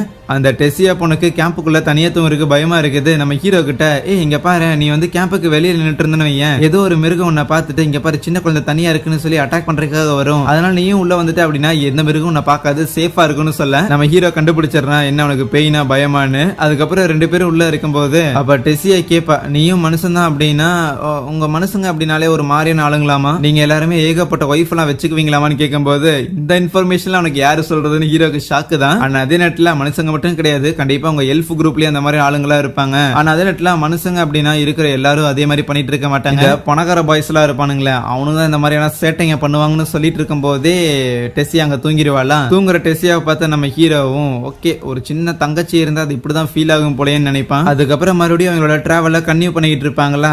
நம்ம ஹீரோ கூட அந்த டெசியா பொண்ணு பயங்கரமா ஜெல் ஆயிருவா. ஆனா ஒரு பாயிண்ட்ல நம்ம ஹீரோக்கு டக்குன்னு அவனோட மானாக்கோர்ல ஒரு மாதிரி வலி வந்து அதே இடத்துல உட்காந்துருவானா. உனக்கு ஏதாவது நான் மூலிகை எடுத்துட்டு வரேன்னு அந்த டெசியா பொண்ணு காட்டுக்குள்ள போகும்போது வேணான்னு இவன் சொல்லுவான் ஏதாவது ஆபத்து வந்துட போகுதுன்னு. அதுக்கப்புறம் சுத்தமா முடியாம அதே இடத்துல அவன் படுத்து கிடக்க, அப்போ அந்த உல்ஃப் மாதிரியான மிருகம் இருக்குதுல அது பார்த்தா வாயில எதையோ கவ்விட்டு நம்ம ஹீரோ கிட்ட வந்து நிக்கும். ரைட் இது கூட வேற சண்டை போடணுமா அப்படின்னு ஹீரோ நினைக்கும் போது அது அந்த மிருகத்தை வச்சுட்டு அந்த உல்ஃப் அங்கிருந்து போயிருமா. அதை பார்த்த டெசியாவும் பாடுறா நாம அந்த உல்ஃப் கிட்ட நல்ல விதமா நடந்துகிட்டங்காட்டி தான் அது நமக்கு ரீபே பண்ணுதுன்னு சொல்லி அதை எடுத்து சமைச்சு சாப்பிட்டு இருப்பாங்களா. நம்ம ஹீரோக்கும் ஓகே ஒரு குழந்தை வளரணும்னா அதுக்கு மீட் எல்லாம் தேவைப்படும், அதெல்லாம் நல்லா சாப்பிடணும் அப்படின்லாம் புரியுது. ஈவன் டெசியாவும் அவளோட பங்குக்கு ஏதோ காட்டுல இருந்து மஷ்ரூம் எல்லாம் கொண்டு வந்து கொடுத்துருப்பா போல, அதையும் சாப்பிட அன்னைக்கு நைட்டு நம்ம ஹீரோ பயங்கர டயர்ட்ல இருப்பான். அவன் கண்ணெல்லாம் சுக்கிக்கிட்டு இருக்கும் போது அந்த டெசியா என்னன்னா என்ன தூங்க வைக்கிறதுக்காக நைட் டைம்ல நிறைய கதைகள்லாம் சொல்லுவாங்க. மோஸ்ட்லி அந்த டுவாஃபை பத்தியும் ஹியூமன்ஸை பத்தின கதைகளா தான் இருக்கும். ஆனா ரெண்டு கதைகளுமே ரெண்டு சைட்லயுமே வந்து கெட்டவங்க இருக்கிறாங்க அப்படிங்கிற காரணத்தாலேயே எங்களுக்கு ஹியூமன்ஸை நம்புறதுங்கிறதே ரொம்ப கஷ்டம். அதனாலதான் அவங்க கூட நாங்க பெருசா பேச்சுவார்த்தை வச்சுக்க மாட்டோம்னு சொல்ல, இது எதையுமே கவனிக்காம முதல்ல நம்ம ஹீரோ தூங்கி ஏறான். அடுத்த நாள் காலையில ரெண்டு பேரும் கிளம்பி வந்துகிட்டு இருக்கும் போது அப்பவும் நம்ம ஹீரோக்கு அந்த ஒரு வலி இருந்துட்டே தான் இருக்கும். என்ன குழந்தைங்க பாடி இவ்வளவு வீக்கா இருக்குன்னு அவன் நினைக்க, அப்ப அந்த டெசியா பொண்ணு என்னன்னா, நம்ம இவ்வளவு தூரம் வந்திருக்கோம், நம்ம ரெண்டு பேரும் பயங்கர க்ளோஸ் ஆயிருந்திருக்கோம், சோ அதனால அவன் ஆர்த்தர் அப்படிங்கிற பேரை நான் ஆர்ட் அப்படின்னு சொல்லிக்கிட்டா, இது மூலமா நம்ம ரெண்டு பேரும் நல்லா க்ளோஸா ஃப்ரெண்ட்ஸ் ஆயிட்டோம் அப்படின்னு அர்த்தம் தானே கேட்க, என்ன மாதிரியான ஒரு சாதாரண ஆள உங்களை மாதிரியான ஒரு பெரிய மகாராணி ஃப்ரெண்டா ஏத்துக்கிறதுக்கு நான் ரொம்ப பெருமைப்படுறேன் அப்படின்னு ஹீரோ சர்க்காஸ்டிக்கா கலாய்ப்பானா. உன்னை ஃப்ரெண்ட் ஆக்கிக்கலாம் அப்படின்னு பார்த்தா என்னையே கலாய்க்கிறியாடான்னு டெசியா கோச்சுக்க, இதோட ரெஸ்ட் ரூம் போறதுக்கு கூட யாராவது கூட வாங்கலாம் அப்படின்னு அழுகிற பொண்ணு பேச்செல்லாம் கேட்க வேண்டியதா இருக்குன்னு அப்படி யோசிக்கும் போது நம்ம ஹீரோக்கு அந்த ஃப்ரெண்ட் அப்படிங்கிற வார்த்தை சில விஷயங்களை ஞாபகப்படுத்துற மாதிரி இருக்கு. அதுக்கப்புறம் ஃபைனலா ஒரு இடத்துக்கு வரும்போது அங்க மரத்தோட பிளவுல பார்த்தா ஏதோ போர்ட்டல் மாதிரி தெரியுதா, இதுதான் வந்துட்டோம் அப்படின்ட்டு டெசியா முதல்ல உள்ள போக நம்ம ஹீரோவையும் கூப்பிடுவா. உள்ள போய் பார்த்தா அங்க பயங்கர இந்த மாதிரி மரங்கள்லாம் வச்சுட்டு அங்கதான் வீடுகள்லாம் இருக்கும். அனுமதி இல்லாம யாரோ நுழைஞ்சிருக்காங்கன்னு அங்க இருக்கிற சோல்ஜர்ஸ் எல்லாம் வந்து நம்ம ஹீரோவை பிடிக்க காப்பாத்துடின்னு டெசியாவை பார்த்தா அவ ஹீரோவை பார்த்து முறைச்சுக்கிட்டு அந்த எல்ஃபோட காவலாளிங்கள உள்ள வந்துட்டு நம்ம ஹீரோவை அரெஸ்ட் பண்ணிருப்பாங்களா. ஆஹா, இது அந்த டெஷியாவோட ஊரு தான், அதனால அவ எப்ப வேணாலும் உள்ள வரலாம். நான் தான் தேவையில்லாம அவ்வளவு ஃபாலோ பண்ணி அப்பாவி மாதிரி உள்ள வந்து மாட்டிக்கிட்டேன். டெஷியா ஹெல்ப் பண்ணு அவளை பார்க்கும்போது அவ அமைதியா இருப்பாளா. வழியில வந்துட்டு இருக்கும் போது நம்ம ரெண்டு பேரும் ஃப்ரெண்ட்ஸா இருக்கலாமா அப்படின்னு அவ கேட்டிருந்திருப்பாள். அவ அப்படி கேட்டங்காட்டி அவ நல்லவளா இருப்பான், நான் தேவையில்லாம நம்பிட்டேன். இதே மாதிரியான ஆசை வார்த்தைகள் ஏகப்பட்ட பேர் போன ஜென்மத்திலே என்கிட்ட சொல்லியிருந்திருக்கானுங்க, யாருக்கிட்டையும் நான் ஏமாந்ததில்லைன்னு அவன் நினைக்கும் போது, ஐயோ சும்மா இருங்கய்யா, ஆர்த்தர் நல்ல பையன் தான், அவனை எதுவும் பண்ணாதீங்கன்னு டெசியா போய் சொல்ல, அந்த எல்ஃபங்களா ஹீரோவை பார்த்து ஹியூமன் என்ன பண்ணன நல்லவன் மாதிரி நடிச்சு டெசியாவை பிரெயின் வாஷ் பண்ணி வச்சிருந்திருக்காடாங்கும் போது, ஆனா அப்ப அந்த இடத்துக்கு எவனோ ஒருத்தன் வரான். அந்த மனித பையில எதுவும் பண்ணாதரான்னு அங்க இருக்கிற எல்லாரும் சார் நீங்களோ அப்படின்னு சொல்லி மரியாதை எல்லாம் கொடுக்குறானுங்களா. அது யாருன்னு பார்த்தா அந்த டெசியாவோட தாத்தாவா தான் இருக்கும். ஆனா அவருமே நம்ம ஹீரோ கிட்ட இளவரசியை பத்திரமா கூட்டிட்டு வந்ததுக்கு ரொம்ப நன்றி மனுஷ பயலே, நான் தான் இந்த எலனோயரோட முன்னாள் ராஜாவா இருந்தேன் அப்படின்னு சொல்லுவாரா. அப்படின்னா இவ இளவரசியான்னு ஹீரோக்கு ஷாக்கு. ஏன் பாப்பா அந்த பையன் கிட்ட முன்னாடியே சொல்லலையா அவங்க தாத்தாவும் கேட்கும் போது, இவளை எந்த ஆங்கிள் பார்த்தாலும் இளவரசி மாதிரி தெரியல இந்த ஹீரோ யோசிக்க, அப்ப அந்த டெசியோட பேரண்ட்ஸ் அங்க வருவாங்க. அவங்க ரெண்டு பேரும் ஓடி போய் அப்படியே கட்டி பிடிச்சிட்டு அழுதுகிட்டு இருக்கும் போது நம்ம ஹீரோவும் ரைட் டெசியோட அம்மா அப்பானா அப்படின்னா என்ன இந்த ஊரோட ராஜா ராணியா இருப்பாங்களோ, அந்த ராஜாவும் உடனடியே அந்த ஹியூமன் பையல அரெஸ்ட் பண்ணாம என்னடா பண்ணிட்டு இருக்கீங்கன்னு கேட்கும் போது, டெசியோட தாத்தாவும் நான் தான் அரெஸ்ட் பண்ண வேணாம்னு சொல்லி வச்சிருந்திருக்கேன், அவன் மனுஷனோ என்னமோ ஆனா இருந்தாலும் இளவரசி அவன் தான் திருப்பி காப்பாத்தி கூட்டிட்டு வந்திருக்கான். ஈவன் டெசியாவும் ஆமா ஆர்த்தர் தான் எனக்கு ஹெல்ப் பண்ணா, அவன் ரொம்ப நல்ல பையன், அவனை எதுவும் பண்ணாதீங்க அப்படின்னு கத்திக்கிட்டு இருப்பான். கூடவே எனக்கு உதவி பண்ணது அவன் தான், சோ அதனால நம்மளோட கோட்டைக்கு அவனை கூட்டிட்டு போவோம், அவனுக்கு நல்ல விருந்தெல்லாம் தருவோம் அப்படின்னு சொல்லும் போது, மனுஷ பையில நம்ம கோட்டைக்கு கூட்டிட்டு போகணுமான அந்த ராஜாக்கு ஒரே ஆச்சரியம் தான். இருந்தாலும் அவங்க பொண்ணு பேச்ச அந்த ராஜாவால மீற முடியலையா. அதுவே நம்ம ஹீரோக்கு அந்த டெசியோட தாத்தா இருக்கிறாருல, அவரை பார்க்கும்போது இன்னும் இவர்கிட்ட பயங்கரமான பவர்லாம் இருக்கும் போலயே அப்படின்னு சென்ஸ் ஆகுது. அதுக்கப்புறம் வா நான் ஊரை சுத்தி காட்டுறேன்னுட்டு அந்த டெசியா நம்ம ஹீரோவை கூட்டிட்டு போகும்போது அங்க இருக்கிற மக்கள் எல்லாரையும் நம்ம ஹீரோ கவனிக்கிறானா. அவங்க எல்லாரும் நம்ம ஹீரோ ஒரு மாதிரி பார்க்க ரைட் அந்த புக்ல நான் படிச்ச மாதிரியே தான் ஹியூமன்ஸுக்கும் இந்த எல்ஃபுக்கும் ஒன்னும் சுத்தமா செட் ஆகாது போல ஒரு மாதிரி தான் இருக்கிறானுங்க. இந்த அளவுக்கு யூனிக்கான ஒரு சிவிலைசேஷனை இவ்வளவு சீக்கிரம் பாப்பனும் நான் எதிர்பார்க்கல. ஈவன் இந்த ஒரு பொண்ணும் பாக்குறதுக்கு யூனிக்கா தான் இருக்கிறா. ஆனா என்ன அரெஸ்ட் பண்ணும்போது அவளோட மூஞ்சி ஒரு மாதிரி டெரரா வச்சிருந்தாலே அது எதுக்கா இருக்கும், அதுக்கு பின்னாடி இருக்கிற அர்த்தம் தான் என்ன, அப்புறம் எனக்கு இந்த செஸ்ட்ல ஏற்படுற இந்த ஒரு வலி இதுவும் என்னன்னு தெரியல. இந்த இடத்துல இருக்கிற வரைக்கும் என்னானாலும் அசால்ட்டா மட்டும் இருக்க கூடாதுன்னு உனக்கு புரிய வருது. நேரா கோட்டைக்கு கூட்டிட்டு போயிட்டு டெசியா அவளோட பணிப்பெண்கள்லாம் இருப்பாங்க, அவங்க கிட்ட எல்லாம் இதோ பாருங்க இந்த மனுஷ பையன் பேர் தான் ஆர்த்தர், இவனுக்கு நிறைய உதவி பண்ணியிருந்திருக்கான், இவன் ஒன்னும் கெட்டவன்லாம் கிடையாது, இவனுக்கு வந்து நீங்க நல்ல மரியாதை எல்லாம் கொடுக்கணும் சரியா, அவனுக்கு ஸ்நாக்ஸ் எல்லாம் கொடுக்கணும் அப்படின்லாம் சொல்லிக்கிட்டு இருக்கேன். பின்னாடியே ராஜாவும் ராணியும் வருவாங்களா. அப்ப நம்ம ஹீரோ அவங்கள பார்த்துட்டு உங்ககிட்ட ஒரு விஷயம் பேசணும்னு சொல்லுவான். அதுக்கப்புறம் எல்லாரும் ஒரு இடத்துல ஒரு சின்ன மீட்டிங் மாதிரி கேதர் ஆயிருப்பாங்க. ராஜா ராணி அதுக்கப்புறம் டெசியோட தாத்தா டெசியா பிளஸ் நம்ம ஹீரோ சாப்பிட்றதுக்கு டீ ஸ்நாக்ஸ் எல்லாத்தையும் வச்சதுக்கு அப்புறம் ராஜா ஆரம்பிக்கிறாரு. இங்க பாருப்பா நான் தான் டெஸ்ஸியாவோட அப்பா, அப்புறம் இந்த எலனாயரோட கிங்காவும் இருக்கேன். இவங்க என்னோட ஒய்ஃப், இவங்க டெஸ்ஸியாவோட அம்மா, அதுக்கப்புறம் அவரு டெஸ்ஸியாவோட தாத்தாவும் இந்த எலனாயரோட ஒரு ப்ரீவியஸ் கிங் அப்படின்னு இன்ட்ரோடக்ஷன்லாம் முடிக்கும் போது நம்ம ஹீரோவும் என் பேர் ஆர்த்தர், இங்க இருக்கிற ஒரு கிங்டம்ல தான் நானும் வந்திருக்கேன். நான் ஒரு ஹியூமன் தான், உங்களை மாதிரியான ராயல் நான் கிடையாது, உங்களோடவுமே கீழே நான் ஒரு சாதாரண ஹியூமன் தான். ஆனா உங்களை மாதிரியான எல்ஃபோட ராயல் ஃபேமிலியை பர்சனலா எனக்கு மீட் பண்றதுக்கு இந்த ஒரு ஆப்பர்ச்சுனிட்டி கிடைச்சதுக்கு நான் ரொம்பவுமே கொடுத்து வச்சிருந்திருக்கேன் அப்படின்னு சொல்லுவானா. இதை கேட்ட அந்த ராஜாவும் பரவாயில்ல, நீ என்னதான் சாதாரண ஒரு ஹியூமனா இருந்திருந்தாலும் உனக்கு நல்லா மரியாதை தெரியுது அப்படின்னு சொல்லுவாரு. ஆக்சுவலி நம்ம ஹீரோ வேணுனே தான் இந்த அளவுக்கு அவங்கள உயர்த்தியும் தன்னை தாழ்த்தியும் பேசி இருந்திருப்பான். ஏன்னா இவன் சாதாரணமா பேச ஆரம்பிச்சானா அவனை வந்து ஒரு குழந்தைய மட்டும் தான் பாப்பாங்க. ஆனா இவனுங்களெல்லாம் குசிப்படுத்துற மாதிரி பேசினா தானே சில விஷயங்களை போட்டு வாங்க முடியும்னு எந்த ஒரு பொய்யும் சொல்லிடக்கூடாது, அதே நேரத்துல மொத்த உண்மையும் சொல்லிடக்கூடாது அப்படின்னு கான்சியஸா நம்ம ஹீரோ எப்படி அவனோட ஃபேமிலி வந்து அட்டாக் பண்ணப்பட்டது, அதுக்கப்புறம் இவன் தொலைஞ்சு போனான், காட்டுக்குள்ள நான் டெஸ்ஸியாவை மீட் பண்ணும்போது அவளை கடத்துறதுக்காக முயற்சி பண்ணாங்கிற விஷயத்தெல்லாம் சொல்லும் போது என்னது என் பொண்ணை கடத்தினாங்களா, இந்த மனுஷங்களே இவ்வளவு கேவலமானவனுங்க அப்படின்னு கத்துவானா. அதுக்கு நம்ம ஹீரோ நீங்க அந்த மாதிரி 19 ஒரு முடிவுக்கு வரக்கூடாது, மனுஷங்க உங்க பொண்ணை கடத்தினது உண்மைதான், ஆனா இருக்கிற எல்லா மனுஷங்களும் ஒன்னும் கிட்னாப்பர்ஸ் இல்லன்னு புரிய வைக்க. சரி எப்படிதான் டெஸ்ஸியாவை காப்பாத்துன்னு இந்த தாத்தா கேட்கும் போது வேற எப்படி சண்டை போட்டுதான்னு சொல்லுவானா. என்னது உன்ன மாதிரியான ஒரு குழந்தை மேஜிக் எல்லாம் யூஸ் பண்ணி சண்டை போட்டையா, சும்மா பொய் சொல்லிக்கிட்டு இருக்காதுன்னு அங்க இருக்கிற சோல்ஜர்ஸ் கடுப்பாகும் போது ராஜாக்கும் அதே கேள்விதான் இருக்கும். இருந்தாலும் டெஸ்ஸியா ஆமா உண்மையாலே இந்த மனுஷங்க எல்லாரும் என்ன கடத்தினாங்க, என்ன விக்கலாம் அப்படின்லாம் பிளான் பண்ணிருந்தாங்க, அதுக்கப்புறம் இந்த பையன் தான் வந்து என்ன காப்பாத்தினா, சோ கண்டிப்பா அவன் சண்டை போட்டு இருந்திருப்பான் அப்படின்லாம் சொல்லுவாளா. சோ டெஃபினட்டா நம்ம ஹீரோ உதவி பண்ணிருக்கான் அப்படிங்கிற விஷயம் தெரிய வந்துருச்சு, கிளியர் ஆயிருச்சு. ஆகையால் இப்ப நம்ம ஹீரோ உங்ககிட்ட தான் ஏதோ டெலிபோர்டேஷனுக்கான ஒரு போர்ட்டல் மாதிரி இங்க இருக்குதுல, இதை பயன்படுத்தி எங்க அப்பா அம்மா கூட என்ன கொண்டு போய் சேர்க்க முடியுமான்னு கேட்க அந்த ராஜாவும் முதல்ல வேணாம் அப்படிங்கிற மாதிரி தான் முரண்டு பிடிப்பான், என்ன நீ எனக்கே ஆர்டர் போடுறேங்கிற மாதிரி. இருந்தாலும் ஃபைனலா சரி அப்படின்னு அக்செப்ட் பண்ணிக்கும் போது அதுல ஒரு ட்விஸ்ட் என்னன்னு பார்த்தா ஒரு 7 வருஷத்துக்கு ஒரு தடவை பார்த்தா ஹியூமன்ஸ் எல்ஃப் அண்ட் இந்த டுவார்ஃப் இவங்க 3 பேரும் ஒரு இடத்துல ஒண்ணா மீட் பண்ணுவாங்களாமா. அந்த 7 வருஷத்துக்கு ஒரு தடவை தான் அந்த டெலிபோர்டேஷன் அப்படிங்கறது ஒர்க் ஆகும். சோ இன்னும் அடுத்த 5 வருஷம் கழிச்சு தான் திருப்பி அந்த டெலிபோர்டேஷனை யூஸ் பண்ண முடியுமே தவிர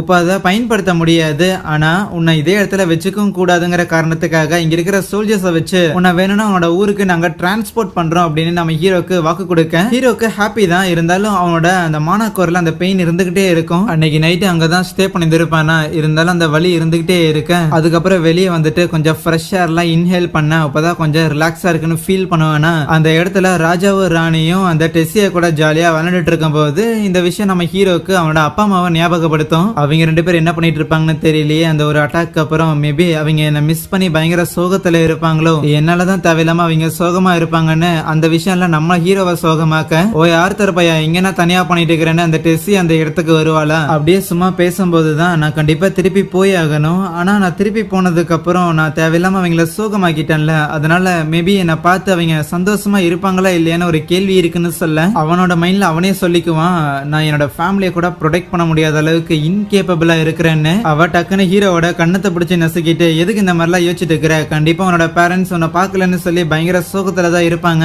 நாளைக்கு இந்த இடத்த விட்டு நீ போக போற அப்படிங்கறது என்னையே சோகமாக்குதுன்னா கண்டிப்பா உன்னோட பேரண்ட்ஸ் உன்னை நினைச்சு கவலை தான் படுவாங்கன்னு சொல்ல அது நம்ம ஹீரோக்கு ஒரு ரியலைசேஷனா அமையுமா. அதுக்கப்புறம் அந்த இடத்துல மின்மினி பூச்சிலாம் வரும்போது அதெல்லாம் பாத்துக்கிட்டு இருப்பாங்க. இப்போ தான் எதுக்காக சண்டை போடணும், இந்த டெஸ்ஸியா என்ன அரெஸ்ட் பண்ணும்போது ஒரு மாதிரி ஃபேஸ் வச்சிருந்தாலே அந்த ரியாக்ஷனுக்கான அர்த்தம் தான் என்ன, ஒருவேளை இந்த மாதிரியான கேள்விகள் எல்லாமே நான் கடந்த காலத்துல சந்திச்ச போர், துரோகம், பகை இது மூலமா உருவான இருளால தான் இது எல்லாத்தையும் சந்தேக பார்வையோட பார்க்கறணும் அப்படின்னு அவன் நினைக்க அப்ப அவங்களை யாரும் அட்டாக் பண்ண மாதிரி இருக்கும் போது நம்ம ஹீரோவும் போய் அடிக்கிறான். பார்த்தா அது அவங்க தாத்தாவா இருக்கும். யோ என்னை அவன் பேத்தியே கொலை பண்ண பாக்குறேன்னு கேட்கும் போது அந்த மின்மினி பூச்சி வச்சுதான் அடிச்சேன், அதெல்லாம் வச்சு சாகடிக்க முடியாது, உங்ககிட்ட இருக்கிற திறமை வச்சு பார்த்தா கண்டிப்பா நீ அவனும் கூட சண்டை போட்டு தான் இளவரசியை காப்பாத்தி இருந்திருப்பேன்னு நினைக்கிறேன். சோ அதனால நாம 2 பேரும் சண்டை போட்டு பாப்போம்னு நம்ம ஹீரோ கிட்ட ஒரு சோட கொடுத்துட்டு அட்டாக் பண்ண சொல்லும் போது நம்ம ஹீரோவும் அட்டாக் பண்ண ஆரம்பிப்பானா. பார்த்தா அந்த தாத்தா பயங்கர வேகமா இருப்பாரு. நம்ம ஹீரோவும் முடிஞ்ச அளவுக்கு இது பத்தாது இன்னும் வேக வேணும் அப்படின்னு சொல்லிட்டு வேகமா அட்டாக் பண்ணிக்கிட்டு இருக்க அவர் ஒரு பாயிண்ட்ல அந்த ஒரு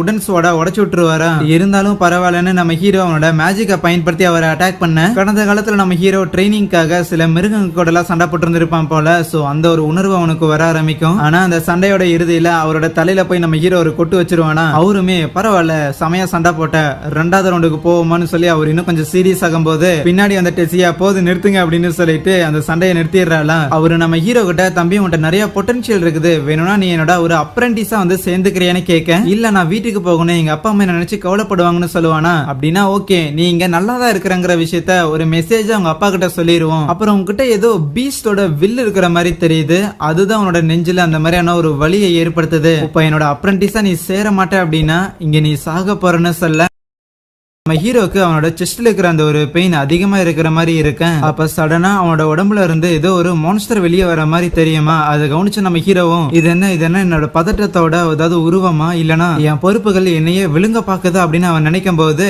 எந்தர்றான்னு சொல்லிட்டு அந்த டெசியோட சத்தம் கேட்கும். இது எல்லாமே கனவு தான். வேகமா எந்திரிடான்னு சொல்ல இல்ல எனக்கு கிட்ட கனவு வந்திருக்கு, இன்னும் கொஞ்ச நேரம் தூங்குவான்பானா மரியாதையே எந்தர்றான்னு அவன் பயங்கரமா கத்திக்கிட்டு இருப்பான். அதுக்கப்புறம் எந்திரிச்சு நம்ம ஹீரோ துணி மாத்திட்டு இருக்கும் போது உண்மையாலே இந்த இடத்துல நீ ஸ்டே பண்ண போறியான்னு டெசியா கேட்பால. அதுக்கு நம்ம ஹீரோவும் சரியா தெரியல பாப்போம் அந்த ஒரு ட்ரிப் முடிஞ்சதுக்கு அப்புறம்னு சொல்லுவான். வெளியே வரும்போது அந்த ராஜா இருக்கிறாருல அவரு அவங்க அப்பா கிட்ட நீங்க ஒரு ஹியூமன் பையனை இந்த இடத்துல தங்க வச்சுக்கிட்டு இருக்க கூடாது, நம்மளோட பழக்க வழக்கங்களுக்கு அது ரொம்ப எதிரானதுன்னு சொல்லும் போது அப்பயுமே அந்த தாத்தா கேட்கற மாதிரி இல்ல வாங்க 2 பேரும் போவான்னு நம்ம ஹீரோவையும் டெசியாவும் கூட்டிட்டு போய்கிட்டு இருக்கேன். ஆமா யாரும் உங்க ஃப்ரெண்ட மீட் பண்ண போறேன்னு சொன்னீங்களே அது என்னது தாத்தா அப்படின்னு ஹீரோ கேட்க பரவாயில்லையே தாத்தான்னு சொல்ல ஆரம்பிச்சிட்டியோ அப்படின்னா நம்ம 2 பேரும் அவ்வளவு க்ளோஸ் ஆயிட்டோமா என்ன? அப்ப டெசியா தூங்கி நம்ம ஹீரோட ஷோல்டர்ல விழுகும் போது அந்த தாத்தாவுமே பாவம் குழந்தை இன்னைக்கு காலையில நேரமாவே எந்திரிச்சிட்டா போல, உனக்கு என்ன ஆக போகுது அப்படின்னு பாக்கணும்னு கூட வரைக்காக தான் நேரமா எந்திரிச்சிருந்திருக்கா. இவ என்னோட ஒரே பேத்தி, அடுத்து ராஜ்யம் இவளுக்கு தான் போக போகுது, இவதான் இளவரசிங்கிற காரணத்தாலேயே பெரியவங்களா இருக்கட்டும் இல்ல சின்ன பசங்களா இருக்கட்டும் எல்லாருமே இவகிட்ட கொஞ்சம் டிஸ்டன்ஸை மெயின்டைன் பண்ணி தான் பழக ஆரம்பிப்பாங்க. உண்மையா மனசுல இருந்து யாரும் இவ கூட அந்த அளவுக்கு பழகினது கிடையாது, அதனாலே தனியா தான் இருந்தா. ஆனா இவளை உன் கூட பார்க்கும்போது ரொம்ப சந்தோஷமா இருக்குது, ஏன்னா அவ ரொம்ப இயல்பா சிரிக்கிறா, இயல்பா பழகுறா. இதையெல்லாம் பார்க்கும்போது உனக்கு தான் நான் நன்றி சொல்லணும்னு சொல்லுவாரா. இப்படி எல்லாம் பேசின தாத்தாவை பார்த்தா நம்ம ஹீரோக்கும் பரவாயில்ல இந்த ஆளை நம்பலாம் போலயே அப்படின்னு கொஞ்சம் நம்பிக்கை வரும். அதுக்கப்புறம் அவங்க வர வேண்டிய இடத்துக்கு வந்துடுறாங்களா. நம்ம ஹீரோவோட மைண்ட்ல ஒரு ராஜாவா இருந்துட்டு தன்னோட ஃப்ரெண்டை பார்க்கறதுக்காக இவ்வளவு தூரம் வந்திருக்காரு அப்படின்னா அப்போ இந்த ஃப்ரெண்டு ரொம்ப இம்பார்ட்டன்டான ஆளா தான் இருப்பாங்க போலன்னு ஹீரோக்கு தோணு. கதவை தொடடி கிளவி அப்படின்னு அவரு கதவை எட்டி வச்சுக்கிட்டு இருப்பாரு. உள்ள இருந்து ஒரு வயசான பாட்டிமா ஒருத்தங்க வருவாங்க.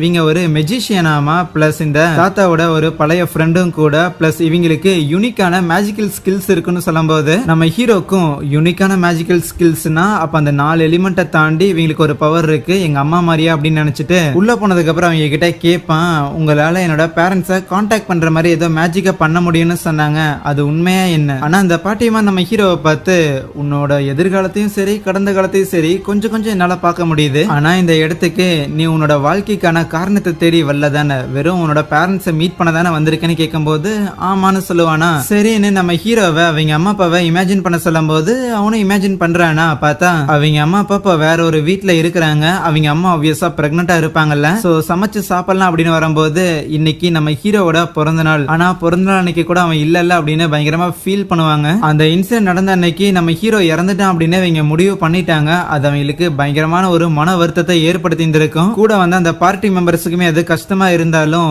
தொடர்ந்து அதுக்கப்புறம் டிராவல் பண்ணி இந்த ஒரு ஊருக்கு வந்திருப்பாங்க. என்னதான் வாழ்க்கை ஸ்மூத்தா போற மாதிரி இருந்தாலுமே நம்ம ஹீரோவை இழந்ததை அவங்களால ஏத்துக்க முடியலையா. அப்ப சடனா நம்ம ஹீரோவோட வாய்ஸ் கேட்கும். இவங்களால நம்ப முடியல, என்னதுன்னு பாத்துட்டு இருக்கேன், ரொம்பலாம் கவலைப்படாதீங்க, நான் உயிரோட தான் இருக்கிறேன், இங்க இருக்கிற இந்த எல்ஃபுங்களோட வில்லேஜ் ஆனா அந்த எலனோயர்ல தான் இருக்கேன், அதே நேரத்துல சேஃபாவும் இருக்கிறேன், சோ அதனால உங்களையே நீங்க பிளேம் பண்ணிக்கணுங்கிற எந்த ஒரு அவசியம் கிடையாது, கூடிய சீக்கிரம் நானும் உங்களை வந்து பாக்குறேன், ஆனா அதுக்கு கொஞ்சம் டைம் ஆகும்னு நினைக்கிறேன், என் உடம்புல வந்து ஏதோ ஒரு சின்ன பிரச்சனை ஒண்ணு இருக்கு, சோ அதை சரிப்படுத்திட்டு கூடிய சீக்கிரம் வந்து உங்களை நான் மீட் பண்றேன், திருப்பி உங்களை எப்போ என்னால கான்டாக்ட் பண்ண முடியும்னு தெரியல, ஆனா அது வரைக்கும் பத்திரமா இருங்கன்னு சொல்லி நம்ம ஹீரோ பயங்கரமா ஃபீல் பண்ணியிருந்திருப்பான். இப்ப நடந்த மாதிரி திருப்பி ஒரு தடவை அவங்க 2 பேரும் ஃபீல் பண்ற மாதிரி எதையும் பண்ணிடக்கூடாதுன்னு நம்ம ஹீரோ பயங்கர ஸ்ட்ராங்கா இருக்கிறான். கூடவே அந்த தாத்தாவை பார்த்து உங்க அப்ரெண்டிஸா இருக்கவும் தயார்னு சொல்ல, ஆனா இருந்தாலுமே ராஜாக்கு நம்ம ஹீரோ இங்க இருக்கிறதுங்கிறது சுத்தமா உடன்பாடே கிடையாது.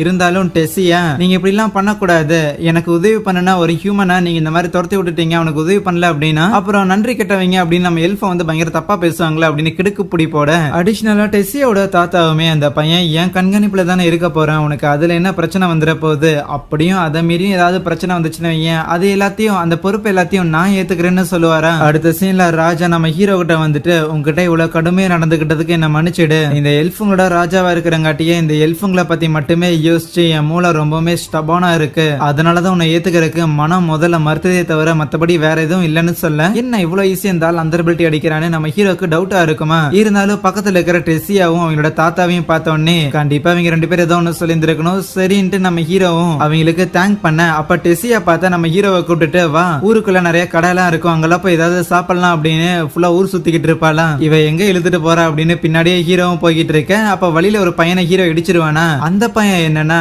டே என்னடா திமிரா, ராஜா இந்த ஊருக்குள்ள உன்னை ஏத்துக்கிட்டாரு அப்படிங்கிற காரணத்தால நாங்களாம் உன்னை ஏத்துக்கணுங்கிற அவசியம் கிடையாது, குரங்கு பயலே அப்படின்னு அங்க இருக்கிற பசங்க எல்லாரும் கலாய்ப்பானுங்க. இந்த மாதிரி ஒரு மனித பாதர் கூட ஊர் சுத்துறதுங்கிறது உங்களுக்கு நல்லது கிடையாது. அதனால இளவரசி என் கூட வாங்க, உங்களை பத்திரமா நான் திருப்பி கோட்டைக்கே கூட்டிட்டு போறேன்னு சொல்ல, சடனா நம்ம ஹீரோவும் என்னது உங்க பேரு ஃபேரைட்டா, ஓ நீங்களா, நீங்க எவ்வளவு பெரிய ஆள் தெரியுமா, உங்களை நான் இப்ப நேர்ல பாக்குறதுக்கு ரொம்ப சந்தோஷப்படுறேன்னு சொல்ல, என்னோட பெருமை எல்லாம் இப்பதான் ஊர் முழுக்க பரவுது போல, இரு நீ எதுக்கு என்னை பத்தி பெருமை பண்ணும்? நம்ம ஹீரோ இன்னும் எக்ஸ்ட்ராவா, நீங்க ஒரு பெரிய ஜீனியஸ் எல்லாம் கேள்விப்பட்டிருந்திருக்கேன், உங்களை மாதிரியான ஒரு ஜீனியஸ் கூட இருக்கிறதுக்கு நான் தான் ரொம்ப பெருமைப்படணும், சரி நான் கிளம்புறேன் அப்படின்னு போவானா? இராடே என்ன எனக்கு வந்து நீ சர்க்காஸ்டிக்கா கலாய்க்கிறது புரியாதுன்னு நினைச்சிட்டுக்கிறியா, வாடாடே சிங்கிள்ஸ் பண்ணி பாத்திரலான்னு நம்ம ஹீரோவை சண்டைக்கு கூப்பிடும் போது, அப்ப டெஸ்ஸியா இங்க பாரு, என் தாத்தாவோட ஸ்டூடெண்ட், இவன் ஒரு அப்ரண்டிஸ், அப்படி இருக்கும்போது ஒரு ராயலோட அப்ரண்டிஸ நீ எதிர்க்கணும் அப்படின்லாம் நினைக்காதரான்னு சொல்ல, சண்டைக்கு கூப்பிடுறதுலாம் யாரையும் அவமானப்படுத்துறதுன்னு கிடையாது. அதே நேரத்துல டே மனுஷ பையிலே, இப்ப நீ மட்டும் என் கூட சண்டைக்கு வரலன்னு வையேன், இதுக்கு நீ சொல்ல போற இந்த ஒரு முடிவு தான் உன் வாத்தியாருக்கு நீ பெருமையை சேர்க்க போறியா இல்லனா இழிவா கொண்டு வர போறியாங்கிறதெல்லாம் அடங்கி இருக்குன்னு சொல்லுவான். என்ன இந்த இடத்துல சண்டை போடுறதுங்கிறது சாதாரண விஷயம் போல எல்லாரும் ஜாலியா இருந்து வேடிக்கை பாக்குறாங்கன்னு ஹீரோ நினைப்பானா? அந்த ஃபேரைட் பையனும் நீ அமைதியா இருக்கிறீனா உன் மௌனத்தை நான் சமாதானம் ஏத்துக்கிற, வா சண்டை போடலான்னு நம்ம டெஸ்ஸியாவை ஒரு ஜட்ஜா வச்சுட்டு அந்த சண்டையும் ஆரம்பிக்குது. ஃபேரைட் அடிக்க வர, ஆனா ஹீரோ வச்சு ஒரே பஞ்சு தான், அதே இடத்துல அவன் கீழே விழுந்துடுறான். அவ்வளவு ஒண்ணு வேகமா அடிச்ச மாதிரி தெரியலையேன்னு ஹீரோ யோசிக்க, வா கிளம்பலான்னு அந்த பொண்ணு கூட்டிட்டு போயிருவாளா. அதுக்கப்புறம் ஹீரோவும் டெஸ்ஸியாவும் அங்க இருக்கிற இடம் ஃபுல்லா சுத்திக்கிட்டு இருப்பாங்க. எல்லாம் சுத்தி முடிச்சுட்டு ஒரு ஓரமா இருந்த ஹீரோ இதையே யோசிச்சுக்கிட்டு இருக்க, அந்த தாத்தா ஏற்கனவே சொல்லியிருந்திருப்பாரு, இங்க பாரு நான் சொல்லி தரது எல்லாமே வந்து ஏதோ அறகுறையா இருக்கிற மாதிரி தான் தெரியும், என்கிட்ட இருந்து நீ கத்துக்கிறதும் கஷ்டமா இருக்க போது, கண்டிப்பா உன்னோட ஃபேமிலியை விட்டுட்டு இப்ப இந்த இடத்துல வந்து நீ நிக்கிற அப்படின்னா உன்னோட சாதாரண தினசரி நாளுமே உன்னோட முயற்சிகளை நம்பிதான் இருக்கும், இது எல்லாத்தையும் தாங்கி இந்த இடத்துல இருக்கிறதுக்கு நீ தயாரா இருக்கேன்னு கேட்க, ஓகே பாஸ்ன்னு சொல்லியிருந்திருப்பான். அதே இடத்துல இங்க டெஸ்ஸியாவும் என்னடா யோசிக்கிறேன்னு கேட்கும் போது, ஒன்னும் இல்ல இவ்வளவு தூரம் நான் வந்திருக்கேன் அப்படின்னா இது எல்லாமே பெரிய ஒரு சாதனை மாதிரி, எங்க அப்பா அம்மா கிட்ட இருந்து சின்ன வயசுல இருந்து நான் நிறைய மேஜிக் கத்துந்திருக்கேன், அதுக்கப்புறம் என்னன்னா அந்த கொள்ளக்காரங்க கூட சண்டை போட்டு இருந்திருக்கேன், பிளஸ் இங்க வந்திருக்கேன், இங்க வந்து உங்க தாத்தா கிட்ட இனிமேல் நான் ட்ரைனிங் எடுக்க போறேன், சோ இது என் எதிர்காலத்தை நானே தேர்ந்தெடுக்கிற மாதிரி கலக்குறோம் அப்படின்னு வெற்றிக்குறி போட்டிருந்திருப்பானுங்க. அடுத்த சீன்ல ட்ரைனிங்காக போயிருந்திருப்பானா, ஆரம்பிக்கலாமா அந்த தாத்தாவும் கேட்கும் போது, அப்ப நம்ம ஹீரோவோட வாய்ஸ் ஓவர், புதுசா ஒரு இடத்துக்கு வந்திருக்கேன், நேரம் சிட்டா இங்க பறந்து போகுது, நான் கொஞ்சம் கொஞ்சமா இன்னும் ஸ்ட்ராங் ஆகுறேன், பெட்டர் ஆகுறேன் அப்படிங்கிற விஷயத்த என்னாலே உணர முடியுது, இந்த பாதையில எனக்கான தடங்கல்கள் நிறைய இருக்கதான் செய்யுது, ஆனா இந்த பாதையில நான் தொடர்ந்து போக போகவே இன்னும் அதிகமான தடங்கல்களை தான் பார்க்க போறேன் அப்படிங்கறது எனக்கு நல்லாவே தெரியுது, ஆனா இப்போதைக்கு என் முன்னாடி எது இருக்குதோ அது மேல மட்டும்தான் என்னோட கவனம் முழுக்கவும் இருக்க போகுது, அதுவும் ஏன்னு பார்த்தா ஒரு சில காரணங்களால எனக்கு என்னமோ என்னோட எதிர்காலம் ரொம்ப எக்ஸைட்டிங்கா இருக்க போகுதுன்னு ஒரு சின்ன கெஸ் இருக்குன்னு அவன் நினைக்க, அப்படியே கட் பண்ணா ஒரு 3 வருஷம் கழிச்சு, டே ஆர்த்தர் எந்தர்றான்னு அந்த பொண்ணு பார்த்தா மேஜிக்கை யூஸ் பண்ணி நம்ம ஹீரோவை எழுப்ப வலிக்குதிரின்னு கத்துவான்.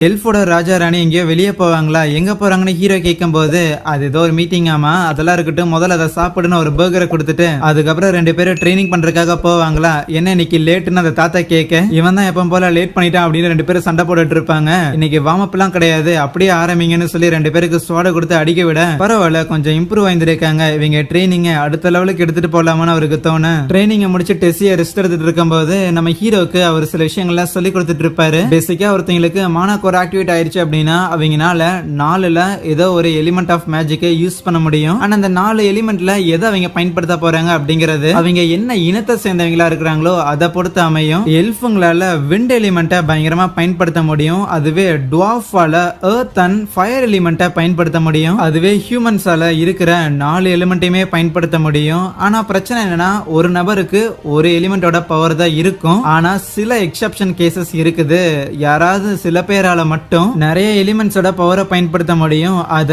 அஃபினிட்டின்னு சொல்லுவாங்க. அப்ப டெஸ்ஸி அவங்க தாத்தா கிட்ட, எனக்கு மட்டும் பிசிக்கல் ட்ரைனிங் தரீங்க, அவனுக்கு மட்டும் வெறும் மேஜிக்கல் ட்ரைனிங் மட்டும் தரீங்க, ஏன் அவனுக்கும் பிசிக்கல் ட்ரைனிங் தரலன்னு கேட்க, நம்ம ஹீரோவோட உடம்புல அந்த பீஸ்ட் வில்லுங்கிற ஒரு விஷயம் இருக்குதுல்ல, சோ அது பார்த்தா அவனோட மானாக்கோர்ல இருக்காம, சோ அவனோட உடம்பு வந்து பெருசாச்சு, அவனோட ஃபிளஷ் வந்து பெருசாச்சு அப்படின்னா அது அவனுக்கு இன்னும் அதிகமான வலியை கொடுக்கும். அப்படி சொல்லும் போது அந்த பீஸ்ட் வில்லுங்கிறது அந்த டிராகன் செஞ்சு விட்ட வேலையா தான் இருக்குமோன்னு ஹீரோ யோசிக்க, டெஸ்ஸிய நக்கலா நம்ம ஹீரோவை பார்த்துட்டு அப்படின்னா நான் ஒரு அடி வச்சாலே உன்னால வலி தாங்க முடியாது போல அப்படின்னு சிரிப்பா. நீ அடிச்ச நான் மட்டும் இல்ல யாராலையும் தாங்க முடியாதுன்னு சொல்லுவா. ஏன்னா இந்த எல்ஃபுங்களுக்கு பேசிக்கா ஒரு 10 வயசு இருக்கும் போதே அவங்களோட மானாக்கோர் ஆக்டிவேட் ஆகுமாமா. ஆனா 9 வயசுலயே இந்த டெஸ்ஸியாக்கு அவளோட பவர்ஸ் ஆக்டிவேட் ஆயிருந்திருக்கும். நைட்டு தூங்கி இருக்கும் போது அந்த அவ ரூமையே வந்து கம்ப்ளீட்டா உடச்சுட்டு இருந்திருப்பா. அப்ப இருந்து இப்போ வரைக்கும் நம்ம ஹீரோ கூட தான் அவளும் ட்ரைனிங் எடுத்துக்கிட்டு இருக்கிறாளா. அப்ப அந்த தாத்தா நம்ம ஹீரோவை பார்த்துட்டு ஓகே உன் உடம்புல இன்னும் கொஞ்சம் ஸ்ட்ரென்த் இருக்கு அப்படின்னா வேணும்னா இப்போ உன்னோட பீஸ்ட் வில்ல நாம அவேக்கன் பண்ண ட்ரை பண்ணுவோம். அதை அவேக்கன் பண்ணிட்டோம் அப்படின்னா திருப்பி உன்னால இந்த ஒரு வலியை உணர முடியாது. அதுக்கு பதிலா நீ ஒரு பீஸ்ட் டேமரா மாறிடுவேன்னு நம்ம ஹீரோவோட மானோகோர்ல ஒரு சின்ன ஃப்ளேம் மாதிரி இன்ஃபிளிக் பண்றாரா. ஆனா டக்குன்னு ஒரு மாதிரி கத்தி பவர்லாம் ரிலீஸ் ஆகி அப்படியே 2 பேரும் தெரிச்சு விழுந்துடுறாங்க. நம்ம ஹீரோவோட கண்ணத்திலேயே ஏதோ ஒரு பேட்டர்ன் ஃபார்ம் ஆற மாதிரி இருக்கேன். அதுக்கப்புறம் அதே இடத்துல மயங்கி போயிடுறானா. மயங்கி போனா நம்ம ஹீரோவை கூட்டு வந்து பேலஸ்ல உட்கார வச்சு பார்த்துட்டு இருக்கும் போது கொஞ்ச நேரம் கழிச்சு அவனும் கண் விழிச்சிடறான். அவர் நம்ம ஹீரோட்ட கேட்கிற முதல் கேள்வியே உனக்கு ஏதாவது ஒரு பீஸ்ட் வில்ல பத்தி தெரியுமான்னு தான். ஆமா தெரியும், அது ஆக்சுவலி ஒரு டிராகன் சொல்லுவானா.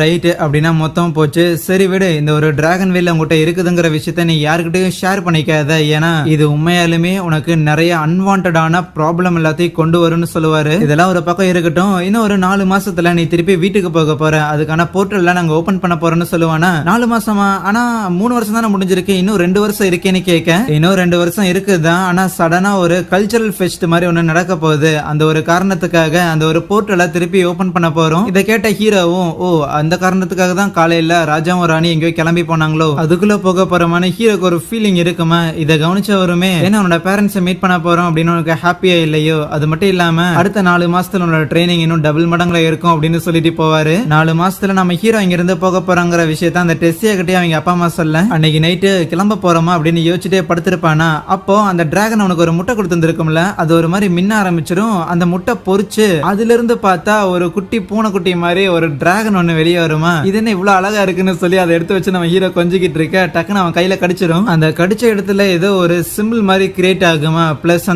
அந்த டிராகன் குட்டி நம்ம ஹீரோவை பார்த்து கத்தும் போது அதோட சத்தம் நம்ம ஹீரோவோட தலைக்குள்ள கேட்கிற மாதிரி இருக்கும், வெளியில இருந்து வர மாதிரியே இல்ல. சரின்ட்டு அந்த டிராகன் குட்டிக்கு பேர் வைக்கிறது மட்டும் இல்லாம இந்த கையில கிரியேட் ஆன இந்த ஒரு சிம்பிள் இது ஏதாவது மீனிங் இருக்குமான்னு யோசிப்பான். அடுத்த நாள் காலையில ஹீரோ எழுப்புறதுக்காக டெஸ்ஸியா வரும்போது பக்கத்துல இருக்கிற அந்த டிராகன் குட்டியை பார்த்துட்டு பயங்கரமா அழகா இருக்குன்னு சொல்லி தூக்கி வச்சுக்கிறாளா. ஆனா அந்த டிராகன் குட்டி அவகிட்ட போகவே இல்ல, நம்ம ஹீரோ கூட தான் இருக்குது. இங்க வா நான் உன்னை கடிச்சு வைக்க மாட்டேன் அப்படின்னு அவ கூப்பிட்டுக்கிட்டு இருக்கேன். ட்ரைனிங்க்கு போன இடத்துல அந்த தாத்தா கிட்டையுமே இது ஒரு டிராகன் குட்டின்னு காட்டும் போது அவரு பார்த்தா நெஞ்ச பிடிச்சுக்கிட்டு இதுக்கு மேலே இந்த டிராகன்ஸை பத்தில ஏதாவது சொன்னா நான் போய் சேர்ந்துருவேன்னு சொல்லுவாரு. சோ தான் மீட் பண்ண ஒரு டிராகன் ஒரு முட்டையை கொடுத்தது, அந்த ஒரு முட்டையில இருந்து அந்த டிராகன் வந்ததுன்னு சொல்லியிருப்பானா. அண்ட் டிராகன் இருக்குது அப்படிங்கிற விஷயத்த யாருமே நம்ப மாட்டாங்க. சோ அதனால நீ அதை டிராகன் அப்படின்னு மென்ஷன் பண்ணாம ஏதோ ஒரு மேஜிக்கல் பீஸ்ட்னு சொல்றது கரெக்டா இருக்கும் பாரு. நம்ம ஹீரோவோட பீஸ்ட் டேமர் பவரை அவேக்கன் பண்ணியிருக்க காரணத்துக்காக உன்னோட பீஸ்ட் கோரையும் சரி மானா கோரையும் சரி ரெண்டையுமே ட்ரெயின் பண்ணி ஆகணும். ஆகையால் நம்ம 2 பேரும் ஒரு உண்மையான சண்டை போடுறதுதான் கரெக்டா இருக்கும்னு சொல்லி அவரோட முழு பவர் அன்லீஷ் பண்ண அவரு டக்குன்னு ஏதோ பேய் உருவத்தில் இருக்கிற மான்ஸ்டர் ஃபார்ம் எடுப்பாரு. நம்ம ஹீரோ ஃபர்ஸ்ட் டைம் மீட் பண்ணும்போதே ஒரு பவர்ஃபுல்லான ஒரு ஆள் அப்படின்னு ஒரு சின்ன கெஸ் இருந்திருக்கும்ல. ஆனா இந்த அளவுக்கு நான் எதிரே பார்க்கலன்னு நினைக்கிறேன்.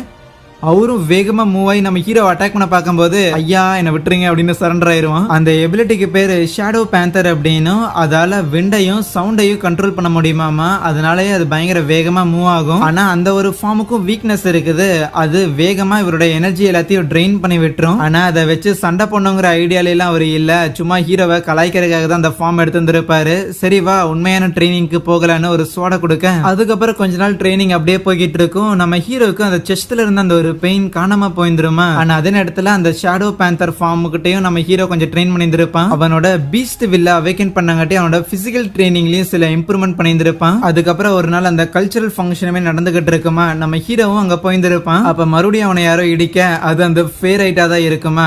யாருப்பா தம்பி நீ ஹீரோ கேட்கும் போது ஏண்டாடே 3 வருஷத்துக்கு முன்னாடி சண்டை போட்டதுக்கு அப்புறம் மறந்தாடா போயிட்டுன்னு சொல்லி இவன் டென்ஷன் ஆயிட்டு திருப்பி வாடான்னு சண்டை கூப்பிட்டு இருக்க மறுபடியும் அடி வாங்கிடுவான். ஓ ஆமா அன்னைக்கு 3 வருஷத்துக்கு முன்னாடி சண்டை போட்டேல அப்படின்னு ஹீரோக்கு அப்பதான் ஞாபகம் வரும். பிளஸ் அவங்க 2 பேரும் அந்த இடத்துல ஃப்ரெண்ட்ஸ் ஆயிடுறாங்க. ஹீரோ கூட ஃப்ரெண்ட் ஆகிறதுக்காக தான் இந்த டிராமா போட்டுன்னு அங்க இருக்கிற ஒரு பொண்ணும் சொல்ல இங்க ஏதோ காம்படிஷன்லாம் நடக்கும் போல, அதுல இந்த நோபல்ஸோட ஃபேமிலி எல்லாம் பங்கேற்றுக்குவாங்க. இருந்தாலும் டெஸ்ஸியா வர மாட்டா, ஏன்னா ஒரு வீக்கான பொண்ணுன்னு சொல்லும் போது யாரா வீக்குன்னு வச்சு மூக்க உடச்சு விட்டுருவாளா. எல்லாரும் அதை பாத்துக்கிட்டு இருக்க டக்குன்னு நம்ம ஹீரோ டெஸ்ஸியா ஓரமா ஒரு இடத்துக்கு கூட்டு வந்துட்டு எதுக்கு தேவையில்லாம ஒரு இலவசியா இருந்துகிட்டு உன் மக்களை வந்து அட்டாக் பண்ணிக்கிட்டு இருக்கிற, ஒரு பப்ளிக்கா அதை நீ பண்றது தப்பும் பானா அப்படி அவனோட பிளாஷ்பேக்கை யோசிச்சு பார்ப்பான்.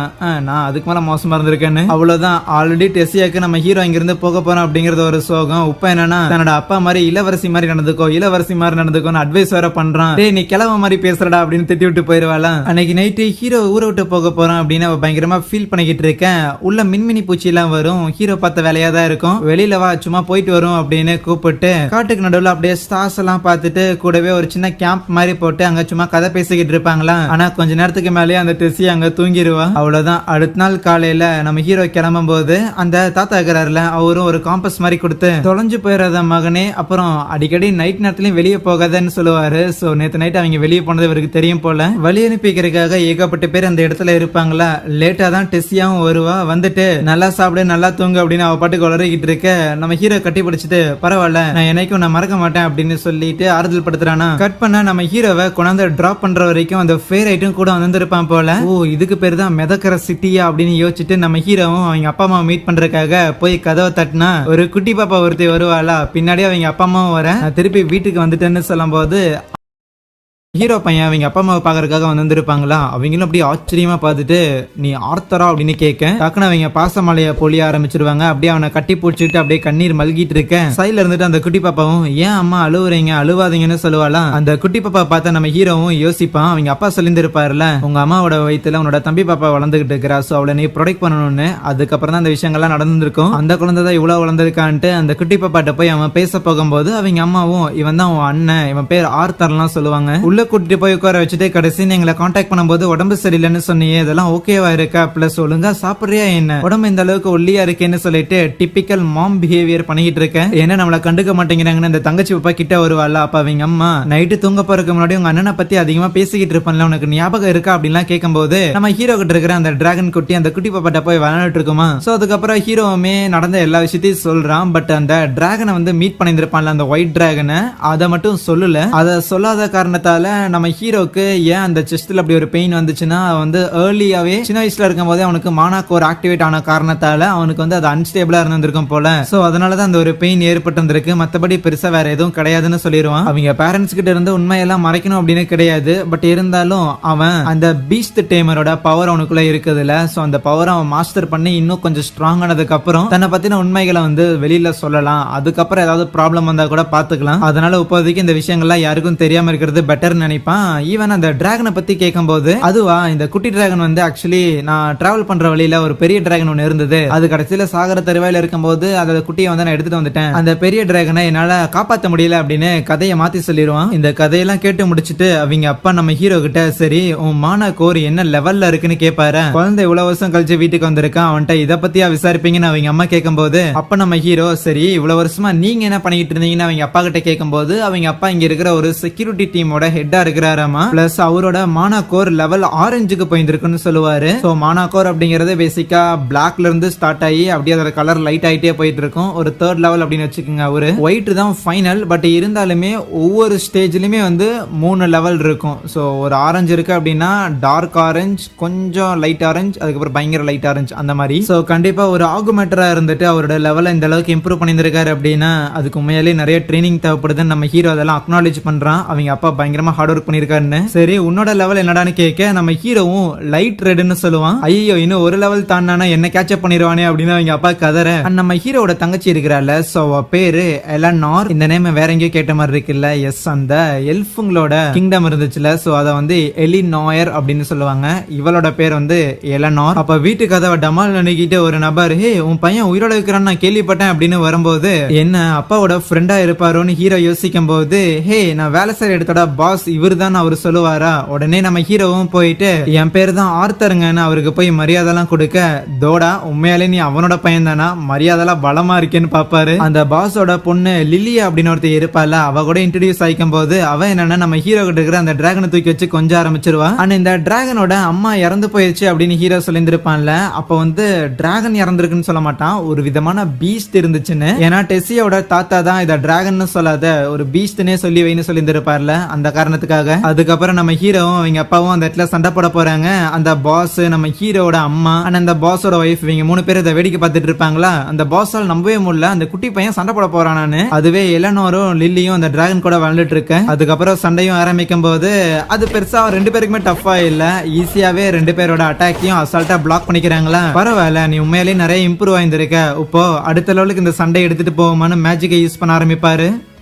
அப்ப நம்ம ஹீரோ ஒரு விஷயத்தை யோசிப்பான். சோ பேசிக்கா கான்ஜூரிங் அண்ட் ஆகுமெண்டர்ஸ் அப்படின்னு சொல்லி 2 டைப் இருக்கும்ல. 2 பேராலையும் மேஜிக் பயன்படுத்த முடியும் தான். பட் இந்த கான்ஜூரிங் அப்படிங்கிறவங்கனால டெஃபினைட்டாவே ஸ்டார்டிங்லயே பார்த்தா இந்த 4 எலிமெண்ட்ஸ்ல ஏதோ ஒரு எலிமெண்ட் தான் சூஸ் பண்ண போறோம் அப்படின்னு முடிவு பண்ணிடுவாங்க. ஆனா அந்த ஒரு முடிவை தனக்கு எது சூட் ஆகும் அப்படிங்கறத ஆகுமெண்டர்ஸ் செலக்ட் பண்றதுக்கு டைம் எடுக்கும். அதை நம்ம ஹீரோட அப்பா அச்சீவ் பண்ணியிருக்காரு. பிளஸ் நம்ம ஹீரோவுமே பாஸ்ட் லைஃப்ல இதே மாதிரி இந்த மேஜிக் ரிலேட்டடாவே லைஃப் ஃபோர்ஸ் அப்படின்னு சொல்லி மேஜிக்கை யூஸ் பண்ற மாதிரியே சிமிலரா அவங்க ஊர்லயே ஏதோ ஒன்று இருந்திருக்கு போல. ஒரு ஆகுமெண்டரா இருக்கிறவங்கனால நேச்சுரலா அவங்களுக்கு எந்த ஒரு எலிமெண்டோட பவர்ஸும் கொடுக்கப்படாது. அப்படி இருக்கக்குள்ள அவங்களோட எஃபோர்ட் மூலமா தான் அவங்க இம்ப்ரூவ் ஆகணும். ஆனா ஷியர் எஃபோர்ட்டால மட்டுமே இம்ப்ரூவ் ஆகுறீங்கன்னா அந்த எஃபோர்ட்டுக்கு உங்களுக்கான ரிவார்டு அதுக்கு ஏத்த மாதிரி பயங்கரமா இருக்கும். அந்த எஃபோர்ட்டோட சேர்த்து இந்த உலகத்துல பிறந்ததுல இருந்து எனக்கு லக் எப்போ என் பக்கம் தான் இருக்கிற காரணத்தால அதோட ரிசல்ட் தான் இதுன்னு நம்ம ஹீரோ அவன் கையில மேஜிக் எல்லாத்தையும் கேதர் பண்ண ஆரம்பிப்பானா. அதுக்கப்புறம் என்ன சண்டைய சீரியஸ் எடுத்துட்டு போவோமான்னு 2 பேரும் அங்க சண்டை போட்டுட்டு இருக்கும் போது ஸ்டில் அப்பவுமே நம்ம ஹீரோட அப்பா கைதான் ஓங்கி இருந்திருக்கும். திரும்பவும் அவங்க அப்பா கூட சண்டை போட போகும்போது அப்போ அந்த டெசியாவோட தாத்தா நம்ம ஹீரோ ஃபயர் எலிமெண்ட்டை ஓரளவுக்கு மாஸ்டர் பண்ண காரணத்துக்காக இதை அடுத்த லெவலுக்கு இந்த ட்ரைனிங் எடுத்துட்டு போவோமான்னு கேட்டிருந்திருப்பாரு. அந்த அடுத்த லெவலுக்கான ட்ரைனிங்கிறதுல அவன் என்ன கத்துக்கிட்டாங்கிற விஷயத்த அந்த இடத்துல அவன் ஷோகேஸ் பண்ண அட்வான்ஸ் ஃபயர் மேஜிக்கான அவங்க அப்பாக்கே ஷாக்கா இருக்கும். இதுக்கே ஷாக்கானா எப்படி இன்னொரு ஸ்பெஷல் ஐட்டம் வச்சிருக்கேன்னு அங்க ஃபவுண்டைன்ல தண்ணி இருக்குமா, அந்த தண்ணியை மேனிபுலேட் பண்ணி அவங்க அப்பாவை அட்டாக் பண்றதுக்காக ட்ரை பண்ணுவான். அதோட சண்டையும் முடிய அவங்க அப்பா என்னன்னா வேற மாதிரி ஆத்தாரு எங்கடா இருந்ததெல்லாம் கத்துக்கிட்டேன்னு சொல்லி பயங்கர எக்ஸைட் ஆகுறாரு. எல்லாருமே சூப்பரா பண்ணடா அப்படின்னு பாத்துக்கிட்டு இருக்கேன். அந்த பாஸ் எல்லாம் எப்பா என்ன இவ்வளவு சூப்பரா இருக்கு, இந்த போதை தெளிவுன்னா முதல்ல நான் சரக்கடிக்கணும் போல அப்படின்னு நினைக்கிறேன். அதுக்கப்புறம் எல்லாரும் ஒன்னாக்கு வந்து பேசிட்டு இருக்கும் போது உன் பையனுக்கு பயங்கர எதிர்காலம் இருக்குடான்னு அந்த பாஸ் சொல்லுவாரா. அது எனக்கு அவன் சின்ன வயசுல இருக்கும் போதே தெரியும். அவன் தவள ஆரம்பிக்கும் போதே மானாக்கோர் ஆக்டிவேட் பண்ணி வீட செதற விட்டவன் அப்படின்னு ஜாலியா பெருமையா பேசிக்கிட்டு இருப்பாரா. சோ அப்ப அந்த பாஸ் எனக்கு என்னமோ பையனுக்கு இருக்கிற டேலண்ட்டுக்கு இந்த கான்டினென்ட்லயே ஒரு பயங்கரமான ஒரு ஸ்கூல் ஒன்று இருக்குது, அங்க கொண்டு போய் சேர்த்து விடலாமான்னு கேட்பாரு. ஈவன் அங்க நடக்கிற படிப்பு செலவு எல்லாத்துக்கும் நான் வந்து பாத்துக்கிறேன், அங்க உன் பையனுக்கு சீட் கிடைக்கிற வேலையுமே நான் பாத்துக்கிறேன், அந்த அகாடமில இருக்கிற ஹெட் எல்லாம் எனக்கு தெரிஞ்சவர் தான் சொல்லிட்டு இருப்பாங்களா. அப்ப நம்ம ஹீரோ ஐயா நீங்க என்ன பத்தி பேசுறீங்க, முதல்ல என்கிட்ட பெர்மிஷன் கேட்கணும், வேணா ஒரு வருஷம் இருங்க போயிட்டு வந்துடுறேன்னு சொல்லிட்டு என்ன அவனுக்கு பேசிட்டு இருக்கானுங்க அப்படின்னு நடந்துட்டு இருப்பானா. அப்ப பின்னாடி அந்த லில்லியா பொண்ணு இருக்கிறாள். சோ அவ வந்து இங்க சும்மா நடந்தீங்கன்னா நீ தொலைஞ்சு போயிருவேன், உனக்கு வேணும்னா ஒரு முக்கியமான இடத்த காட்டுறேன்னு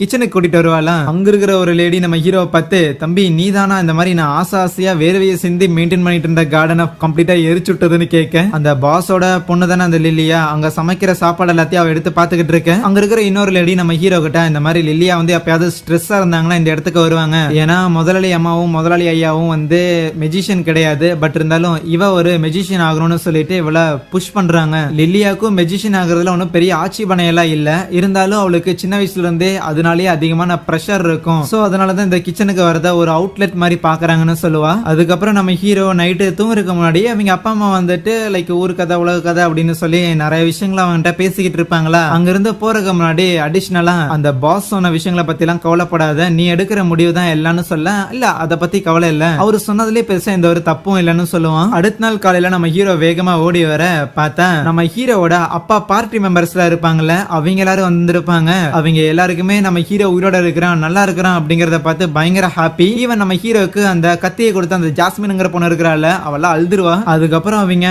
டிராவல் பண்ண அந்த அட்வென்ச்சர் கதையெல்லாம் சொல்லிக்கிட்டு இருப்பாங்களா. இதையெல்லாம் கேட்ட நம்ம ஹீரோவும் மேபி இவங்கள மாதிரி இந்த அட்வென்ச்சரிங் இதெல்லாம் பண்ணணும் அப்படின்னா நமக்கும் இன்னும் தெரியாத இல்ல போகாத இடங்களுக்கு எல்லாம் போகிறதுக்கான வாய்ப்புகள் கிடைக்குமோன்னு நினைக்க. அதுவே அந்த லில்லியா பொண்ணு எதுக்கோ தயங்கி கொண்டுட்டு இருக்கிற மாதிரி காட்ட ஹீரோ அவனோட மேஜிக்கை யூஸ் பண்ணி ட்ரெயின் பண்ணிக்கிட்டு இருப்பானா. பார்த்தா அவன் பயங்கர டயர்ட் ஆயிடுவான். இல்ல இது பத்தாது, இன்னுமே ட்ரெயின் பண்ணி ஆகணும், இம்ப்ரூவ் ஆகணும், அப்பதான் எனக்கு பிடிச்சவங்க எல்லாரையும் என்னால ப்ரொடெக்ட் பண்ண முடியும்னு அவன் நினைக்க. அப்ப பக்கத்துல அந்த டிராகன் குட்டி வந்து நிக்குமா, அதை அப்படியே பிடிச்சி நம்ம ஹீரோ விளாண்டு இருக்கும் போது இன்னும் மேல இந்த நாத்து அடிக்குதுன்னு அந்த டிராகனை கூட்டு போய் குளிப்பாடிக்கிட்டு இருப்பான். இவ்வளவு அழகான மேன்ஷன்ல நீ இப்படி அழுக்கெல்லாம் சுத்தக்கூடாதுன்னு. இந்த மேன்ஷனை பார்க்கும்போது லில்லியோட பேரண்ட்ஸ் பயங்கரமா சம்பாதிக்கிறாங்கன்னு தெரியுது. இருந்தாலும் பேரண்ட்ஸோட வற்புறுத்தலால மேஜ் ஆகணும் ட்ரை பண்றங்காட்டியே லில்லியா பயங்கர ஸ்ட்ரெஸ்டா இருக்கிறாங்கன்னு அப்படின்னு அங்க வேலை செய்றவங்களா சொல்லியிருந்திருப்பாங்கல்ல. அவ மனசுல என்ன இருக்குமோன்னு ஹீரோ கியூரியஸ் ஆக அந்த டிராகனை குளிப்பாட்டிடுவானா. இதை பார்த்த ஹீரோட அம்மா, உன்னோட பெட்டை ரெடி பண்ணது போதும், அடுத்து உன்ன ரெடி பண்ணணும்னு சொல்லி நம்ம ஹீரோ கொண்டு போய் ஒரு சலூன்ல விட்டு இருந்திருக்கேன், உன் முடிக்கு பின்னாடி ஒளிஞ்சிருந்திருக்கேன், இந்த அழகான முகத்தை உலகு காட்டுறேன் பாருன்னு சொல்லி கட்டிங்லாம் பண்ணி அனுப்பி விட்டேன்.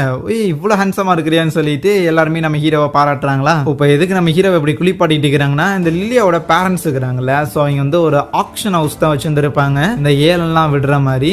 சோ அந்த இடத்துக்கு வந்து நிறைய இந்த ராயல் ஃபேமிலிஸ் சேர்ந்தவங்க வருவாங்க. அங்க போகும்போது கொஞ்சம் பிரசன்டபிளா இருக்கணும்ல அப்படின்னு ஒரு மேட்டரை சொல்லுவாங்களா. அண்ணா என்ன கூட்டிட்டு போ அப்படின்னு எல்லனோர் வருவாளா. இதை கவனிச்ச லில்லியா, பாரா நீ வரக்கு முன்னாடி வரைக்கும் அந்த பொண்ணு என் கூட சுத்திட்டு இருந்தது, நீ வந்ததுக்கு அப்புறம் உன் கூட ஒட்டிக்கிச்சா, சரி இருக்கட்டும், இருந்தாலும் நீ போட்டிருக்க ட்ரெஸ் உனக்கு பயங்கரமா சூட் ஆகுதுன்னு சொல்ல, அதுக்கு ஹீரோ நீ தானே எடுத்து கொடுத்த இல்லையா அப்படின்னு கேட்டுட்டு அதுக்கப்புறம் எல்லாரும் அங்க இருக்கிற கடத்தெருவுல சுத்திக்கிட்டு பொருட்கள்லாம் வாங்கிக்கிட்டு இருப்பாங்களா. சோ அப்போ அங்க இருக்கிற ஒரு சிலையோட கையில நம்ம ஹீரோ சும்மா துணியை சுத்தி ஒரு ரிங் மாதிரி போட்டு விட, நம்ம ஹீரோட தலை மேல சில பசங்க ஒரு ரிங் மாதிரி போட்டுட்டு போறானுங்க. சம்பந்தமே இல்லாம இந்த பசங்க எதுக்கு என்ன வம்புலுக்குறாங்கன்னு கேட்கும் போது தான் தெரிய வருது, அவங்க எல்லாருமே இங்க இருக்கிற அகாடமில படிக்கிற மேஜர்ஸ் தானாமா, ஸ்டூடெண்ட்ஸ் தானாமா. அந்த அகாடமியை சேர்ந்த யூனிஃபார்ம் போட்டு இருந்திருக்க எல்லாரையுமே இந்த ஊருக்குள்ள தனியான ஒரு மரியாதை கொடுத்து தான் மதிப்பாங்க. அப்படி இந்த விஷயங்கள் எல்லாம் லில்லியா எக்ஸ்பிளைன் பண்ணிட்டு இருக்கும் போது நம்ம ஹீரோக்கு ஏதோ ஒன்னு சென்ஸ் ஆகுதா. போய் பார்த்து அங்க கடையில நிறைய பீஸ்ட் கோர்ஸ் எல்லாம் வச்சிருந்திருக்காங்க. ஒரு மேஜிக்கல் பீஸ்டோட கோருங்கிறது ஒரு தனிநபரோட கோரை வந்து ஸ்ட்ரென்தன் ஆக்கும். சோ அதனாலதான் இந்த மாதிரியான பீஸ்ட் கோர்ஸ் எல்லாத்தையும் விற்கிறாங்கன்னு சொல்ல,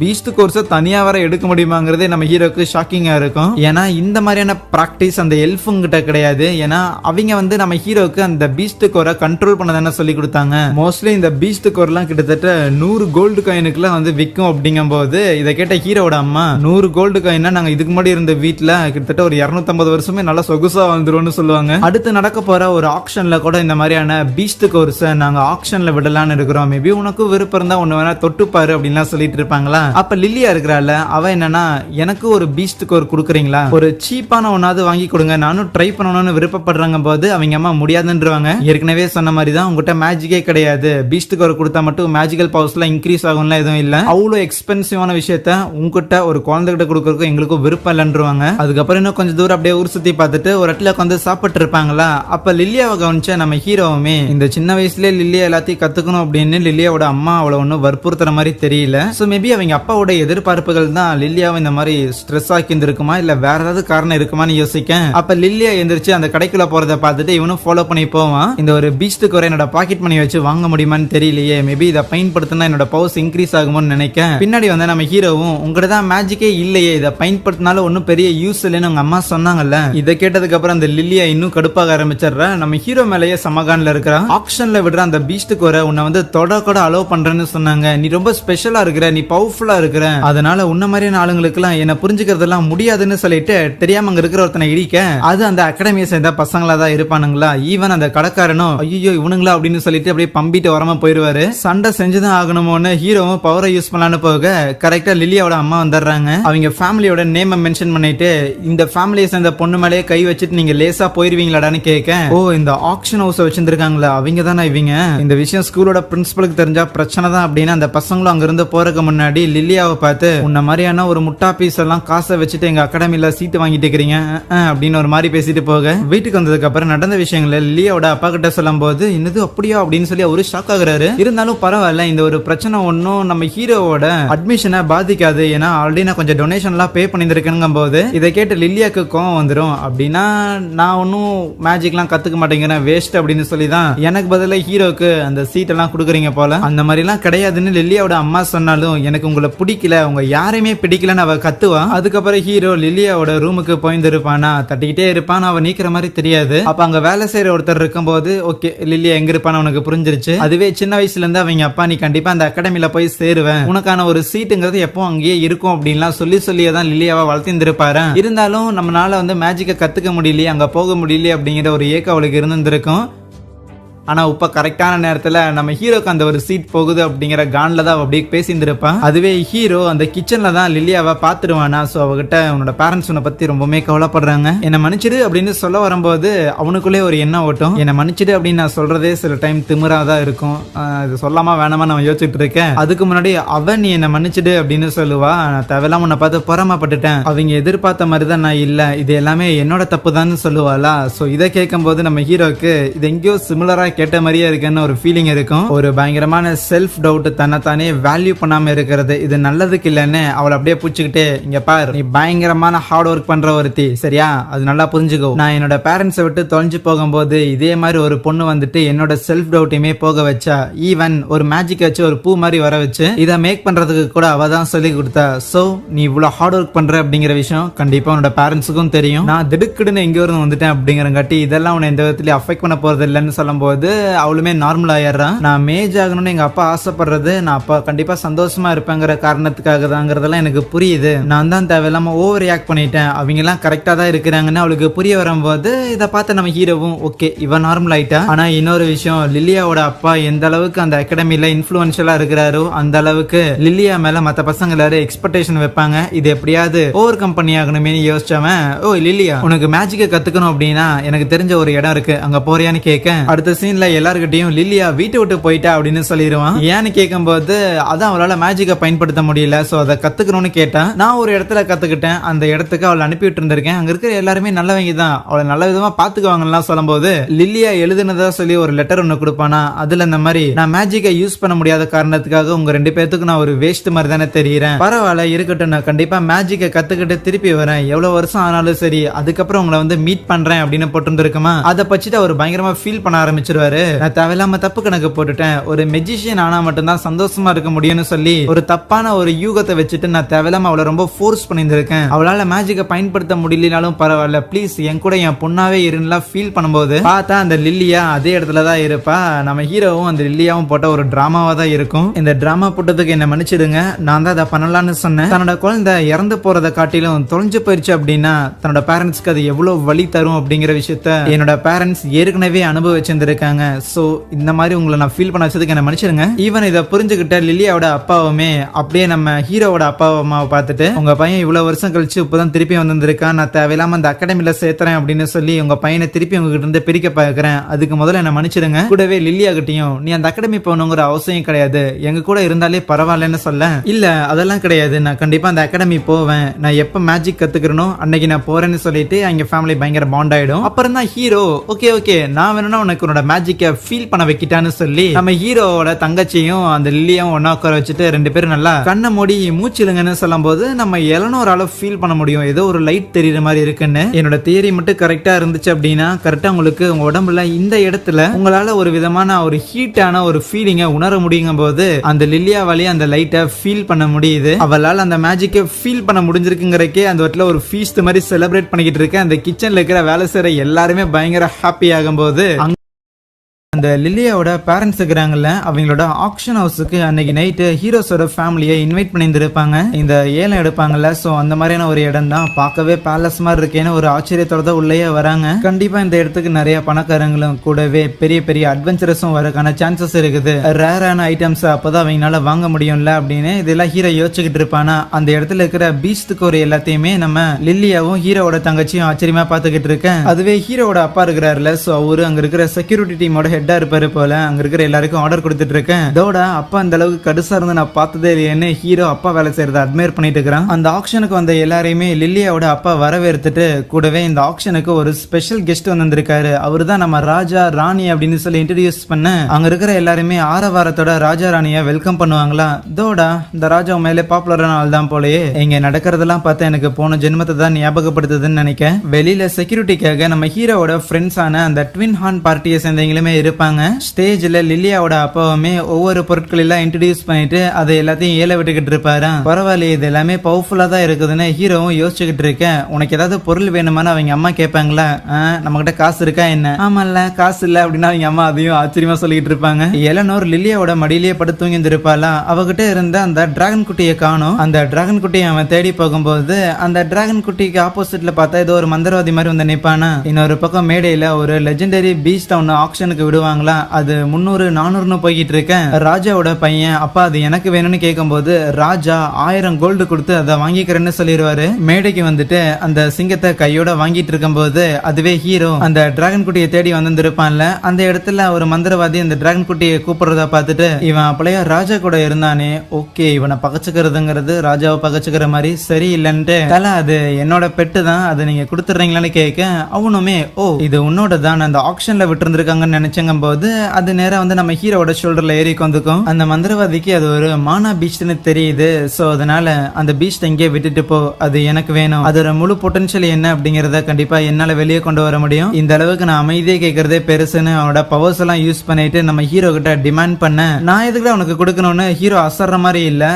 நான் ராயல் ஃபேமிலிக்கு சர்வ் பண்ற ஒரு மந்திரவாதிடா, அதுக்கு நான் என்ன பண்ண முடியுங்கும் போது அவன் திருப்பியும் ஃபயர் எல்லாம் பயன்படுத்திட்டு, இங்க பார் இந்த கண்ட்ரியோட எதிர்காலத்துக்காக தான் இதை சொல்லிக்கிட்டு இருக்கிறேன், உன்ன மாதிரி சின்ன பசங்க கிட்ட இது இருக்க கூடாதுன்னு அவன் பேசிட்டே இருப்பானா. இவன்ட்ட பேசுறது வேஸ்ட்னு கிளம்ப பார்த்து அப்ப திருப்பி அவன் ராயல் ஃபேமிலியை நீ பகச்சுக்கிட்டேன்னா உன்னோட ஃபேமிலி என்ன உனக்கு தெரியும்ல. இதை கேட்டோன்னே ஹீரோக்கு சூடாயிருது. என்ன வார்த்தைடா சொன்னா அவனை பார்த்து ஒரு மாதிரி முறைக்க ஆரம்பிக்க, அந்த ஆக்ஷன் நடந்துட்டு இருக்கிற இடத்துல இருக்கிற எல்லா கண்ணாடி கிளாஸும் அப்படியே உடைய ஆரம்பிக்குது. எல்லாராலையும் ஏதோ ஸ்ட்ராங்கான ஒரு மேஜிக்கை உணர முடியுது. யார் அவன் ஏதோ ரத்த வெறியோட இருக்கிறான்னு சொல்லிட்டு எல்லாருமே ராஜாவை ப்ரொடெக்ட் பண்றதுக்காக தயாராக இங்க அந்த மந்திரவாதியும் பயங்கரமா ஹீரோ பார்த்து பயந்துடுறான். கொஞ்ச நேரத்துல நம்ம ஹீரோவும் நார்மலாக என்னாச்சுன்னு யாருக்குமே புரியல. இருந்தாலும் வேகமா இந்த ஆக்ஷனை நிறுத்திட்டு எல்லாரையும் அங்கிருந்து போக சொல்றாங்க. நம்ம ஹீரோவோட அப்பா தான் இந்த இடத்துல ஒரு செக்யூரிட்டி ஹெட்டா இருக்கிறாரு. சோ எவனோ ஒருத்தன் வந்திருக்கான், அவன் தன்னோட பவரை யூஸ் பண்ணியிருக்கான் அப்படின்னு நினைச்ச ராஜாவுமே அது யாரும் நீங்க கண்டுபிடிக்கல, அதனால கண்டிப்பா உங்களுக்கு தண்டனை இருக்க போகுதுன்னு சொல்லுவாரா. என்ன சொல்ல போறானோன்னு எல்லாரும் யோசிக்க, அப்ப அந்த மந்திரவாதி குறுக்கால வந்துட்டு அவனை வேலையை விட்டு தூக்குற அளவுக்கு எல்லாம் பண்ணணும் அவசியம் இல்ல ராஜா, யாருக்கும் எதுவும் ஆகாதபடி சேஃபா தானே அவங்க பாத்துக்கிட்டாங்க. சோ அதனால ஒரு சின்ன தண்டனையா அதோ அந்த பையன்கிட்ட இருக்கிற மானா பீச் மட்டும் வாங்கிக்கலாம், அது பவர்ஃபுல்லா இருக்கிற மாதிரி தெரியுதுங்கும் போது ராஜாவுமே ஆமா இந்த ஒரு மந்திரவாதி ரொம்ப தடவை எங்க ஃபேமிலிய ஆபத்துல இருந்து காப்பாத்திருக்கான். சோ இப்படிப்பட்ட ஒரு லாயலான ஒருத்தங்கிட்ட உன் பையன் கிட்ட இருக்கிற அந்த ஒரு பவர்ஃபுல்லான மானா பீஸ்ட் இருக்கிறது நல்லதுதான், அதனால நீங்க அந்த பீஸ்ட் எங்க கிட்ட கொடுத்துருங்கன்னு சொல்ல, அதுக்கு ஹீரோவோட அப்பா இங்க பாருங்க அந்த பீஸ்ட என் பையனே தான் பிடிச்சான், நான் அதை பிடிக்கிறதுக்கு எந்த ஒரு உதவியும் பண்ணல, அதனால அதை கொடுக்கறதோ கொடுக்க வேணாங்கிற விருப்பமோ என் பையன் கிட்ட தான் நீங்க கேட்கணுங்கும் போது சரின்ட்டு நம்ம ஹீரோ கிட்டே கேக்குறாங்களா. நம்ம ஹீரோவும் அந்த ராஜாவோட கண்ணை பார்த்து பேச உடனே சோல்ஜர்ஸ் எல்லாரும் உன் பேரண்ட்ஸ் சொல்லுங்க உனக்கு மரியாதை சொல்லி தரலையா, ராஜாவோட கண்ணை பார்த்தாடா பேசுவாங்க போது அவனும் அப்படியே தலையை குனிஞ்சிட்டு இவன் இந்த ஒரு ராஜாங்கிறத நான் வேற மறந்துட்டேனா, என்னை மன்னிச்சிடுங்க ராஜா, உங்க ஆஃபர் நல்லா தான் இருக்கு, இருந்தாலும் இந்த பெட்டை கொடுத்துட்டு இதே மாதிரி ஒன்னெல்லாம் என்னால திருப்பி கண்டுபிடிச்சிட்டு இருக்க முடியாதுன்னு சொல்ல, ஓகே அப்படின்னா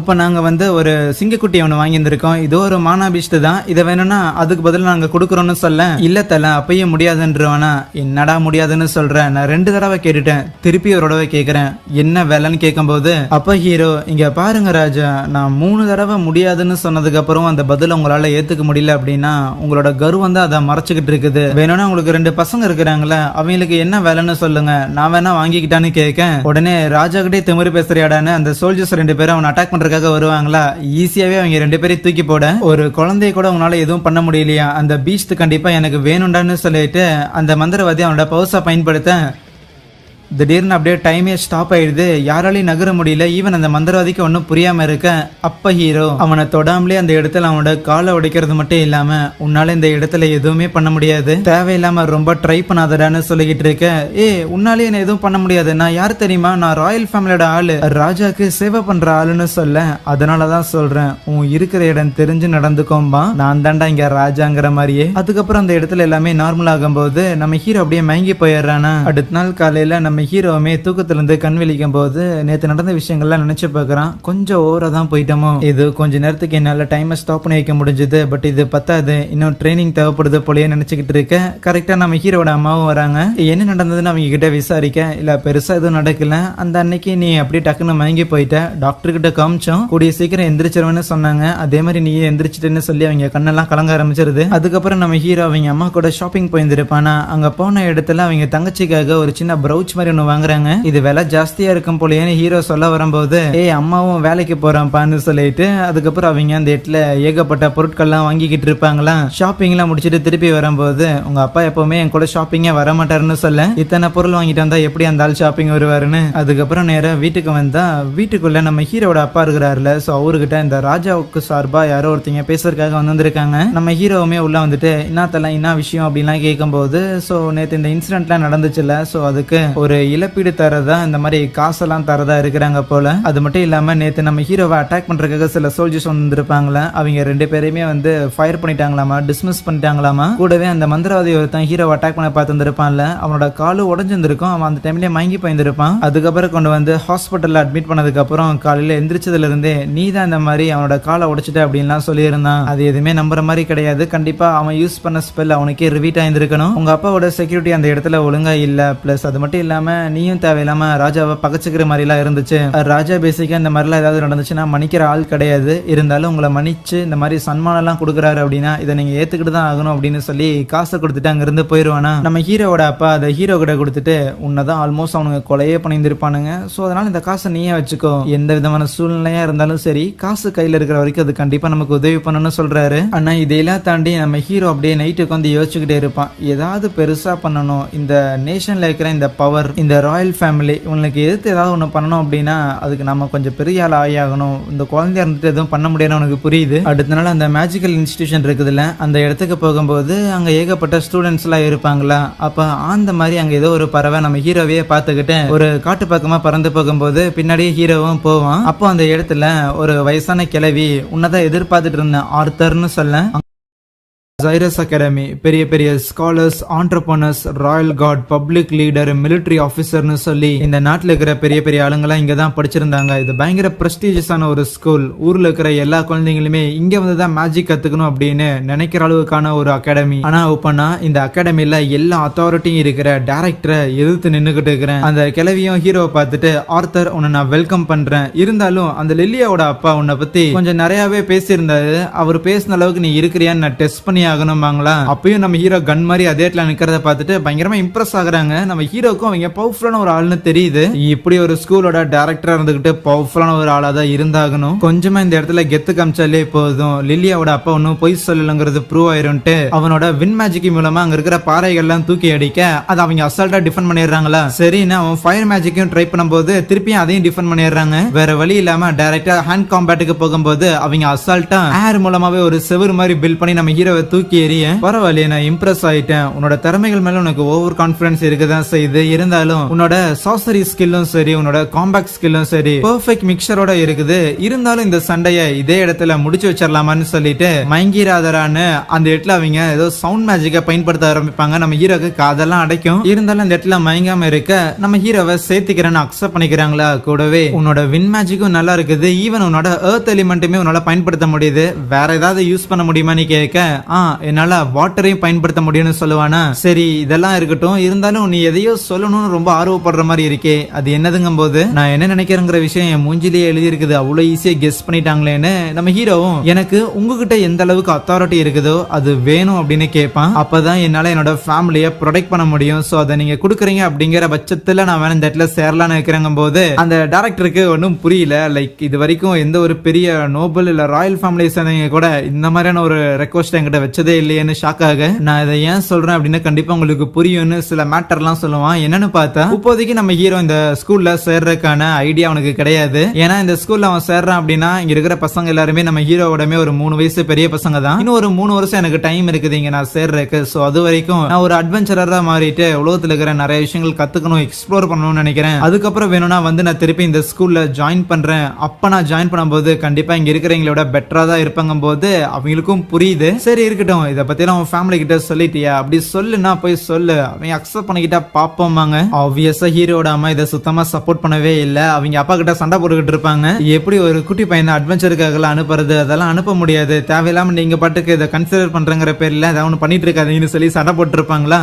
எதிர்பார்த்த ரியாக்ஷன் தாங்கிற மாதிரி தான் ஹீரோ உட்காந்துக்கிட்டு இருப்பானா. கொஞ்ச நேரம் கழிச்சு ஓகே நான் ஒன்னும் பெரிய ஜேர்னி எல்லாம் ஒன்னும் போகல, உலகத்தை சுத்தி எல்லாம் வரப்போறது கிடையாது, எனக்கு இந்த கான்டினென்ட் பத்தி தெரிஞ்சுக்கிட்டு ஆகணும். சோ அதனால நான் கொஞ்ச நாள் தான் சுத்திக்கிட்டு இருப்பேன், வேணும்னா அடிக்கடி வீட்டுக்கு கூட வந்துட்டு போறேன். என்னன்னா அதுக்குள்ள விட்டுட்டு போறேன் அப்படின்னு அந்த குட்டி பாப்பாவும் ஃபீல் பண்ணும்போது இல்ல விட்டுட்டுலாம் போகல, கொஞ்ச நாள் கழிச்சு போயிட்டு திருப்பி வந்துருவேன்னு சொல்லி சமாளிச்சுக்கிட்டு இருக்கும்போது இறுதியா அந்த மாதிரி நீங்க 2 பேரும் யங் ஏஜ்ல அட்வென்ச்சரிங் எல்லாம் பண்ணிருப்பீங்களா. சோ உங்களுக்கு அந்த அட்வென்ச்சர் பண்ணும்போது ஒரு விதமான ஃபீல் கிடைச்சிருக்கும்ல, அதை நானும் ஃபீல் பண்றேன்னு நினைக்கிறேங்க போது 2 பேரும் ஓ அப்படியா அப்படின்னு சொல்லிட்டு கொஞ்சம் அதை பத்தி யோசிக்க ஆரம்பிக்கிறாங்க. சரின்னு அவங்க அம்மா ஓகே நீ போறதுக்கு முன்னாடி உன்னோட பவர்ஸ் என்ன, உங்கள்கிட்ட என்னென்ன இருக்கு அப்படிங்கறத முதல்ல காட்டுங்க போது நம்ம ஹீரோவும் ஆமா அதை கொஞ்சம் காட்டணும்லன்னு நினைப்பான். ஆனா அதே நேரத்துல நம்ம ஹீரோ ஒன்னும் அவங்க அம்மா அப்பா எல்லாம் எப்படி ஃபீல் பண்ணாங்க அட்வென்ச்சரிங் போகும்போது அதை பத்தி எல்லாம் கேர் பண்றாலே இல்ல. அவனுக்கு கிடைச்சிருக்க பவர்ஸ் எல்லாத்தையும் டெஸ்ட் பண்ணி பார்க்கணும், அவனோட முழு ஸ்ட்ரென்த் என்ன அப்படிங்கறத சோதிச்சு பார்க்கணும் அப்படிங்கறங்காட்டி தான் இந்த ஒரு ஜேர்னியை சூஸ் பண்ணியிருக்கான். அப்ப ஹீரோட அப்பா ஒரு ஐடியா கொடுக்குறாரு, நீ தனியா போகாம உன் கூட ஏதாவது கார்டியன் கீது வந்தாங்கன்னா அது உனக்கு பெட்டரா இருக்கும்ல, அவங்க உன்னை ப்ரொடெக்ட் பண்ணுவாங்களேன்னு சொல்லிட்டு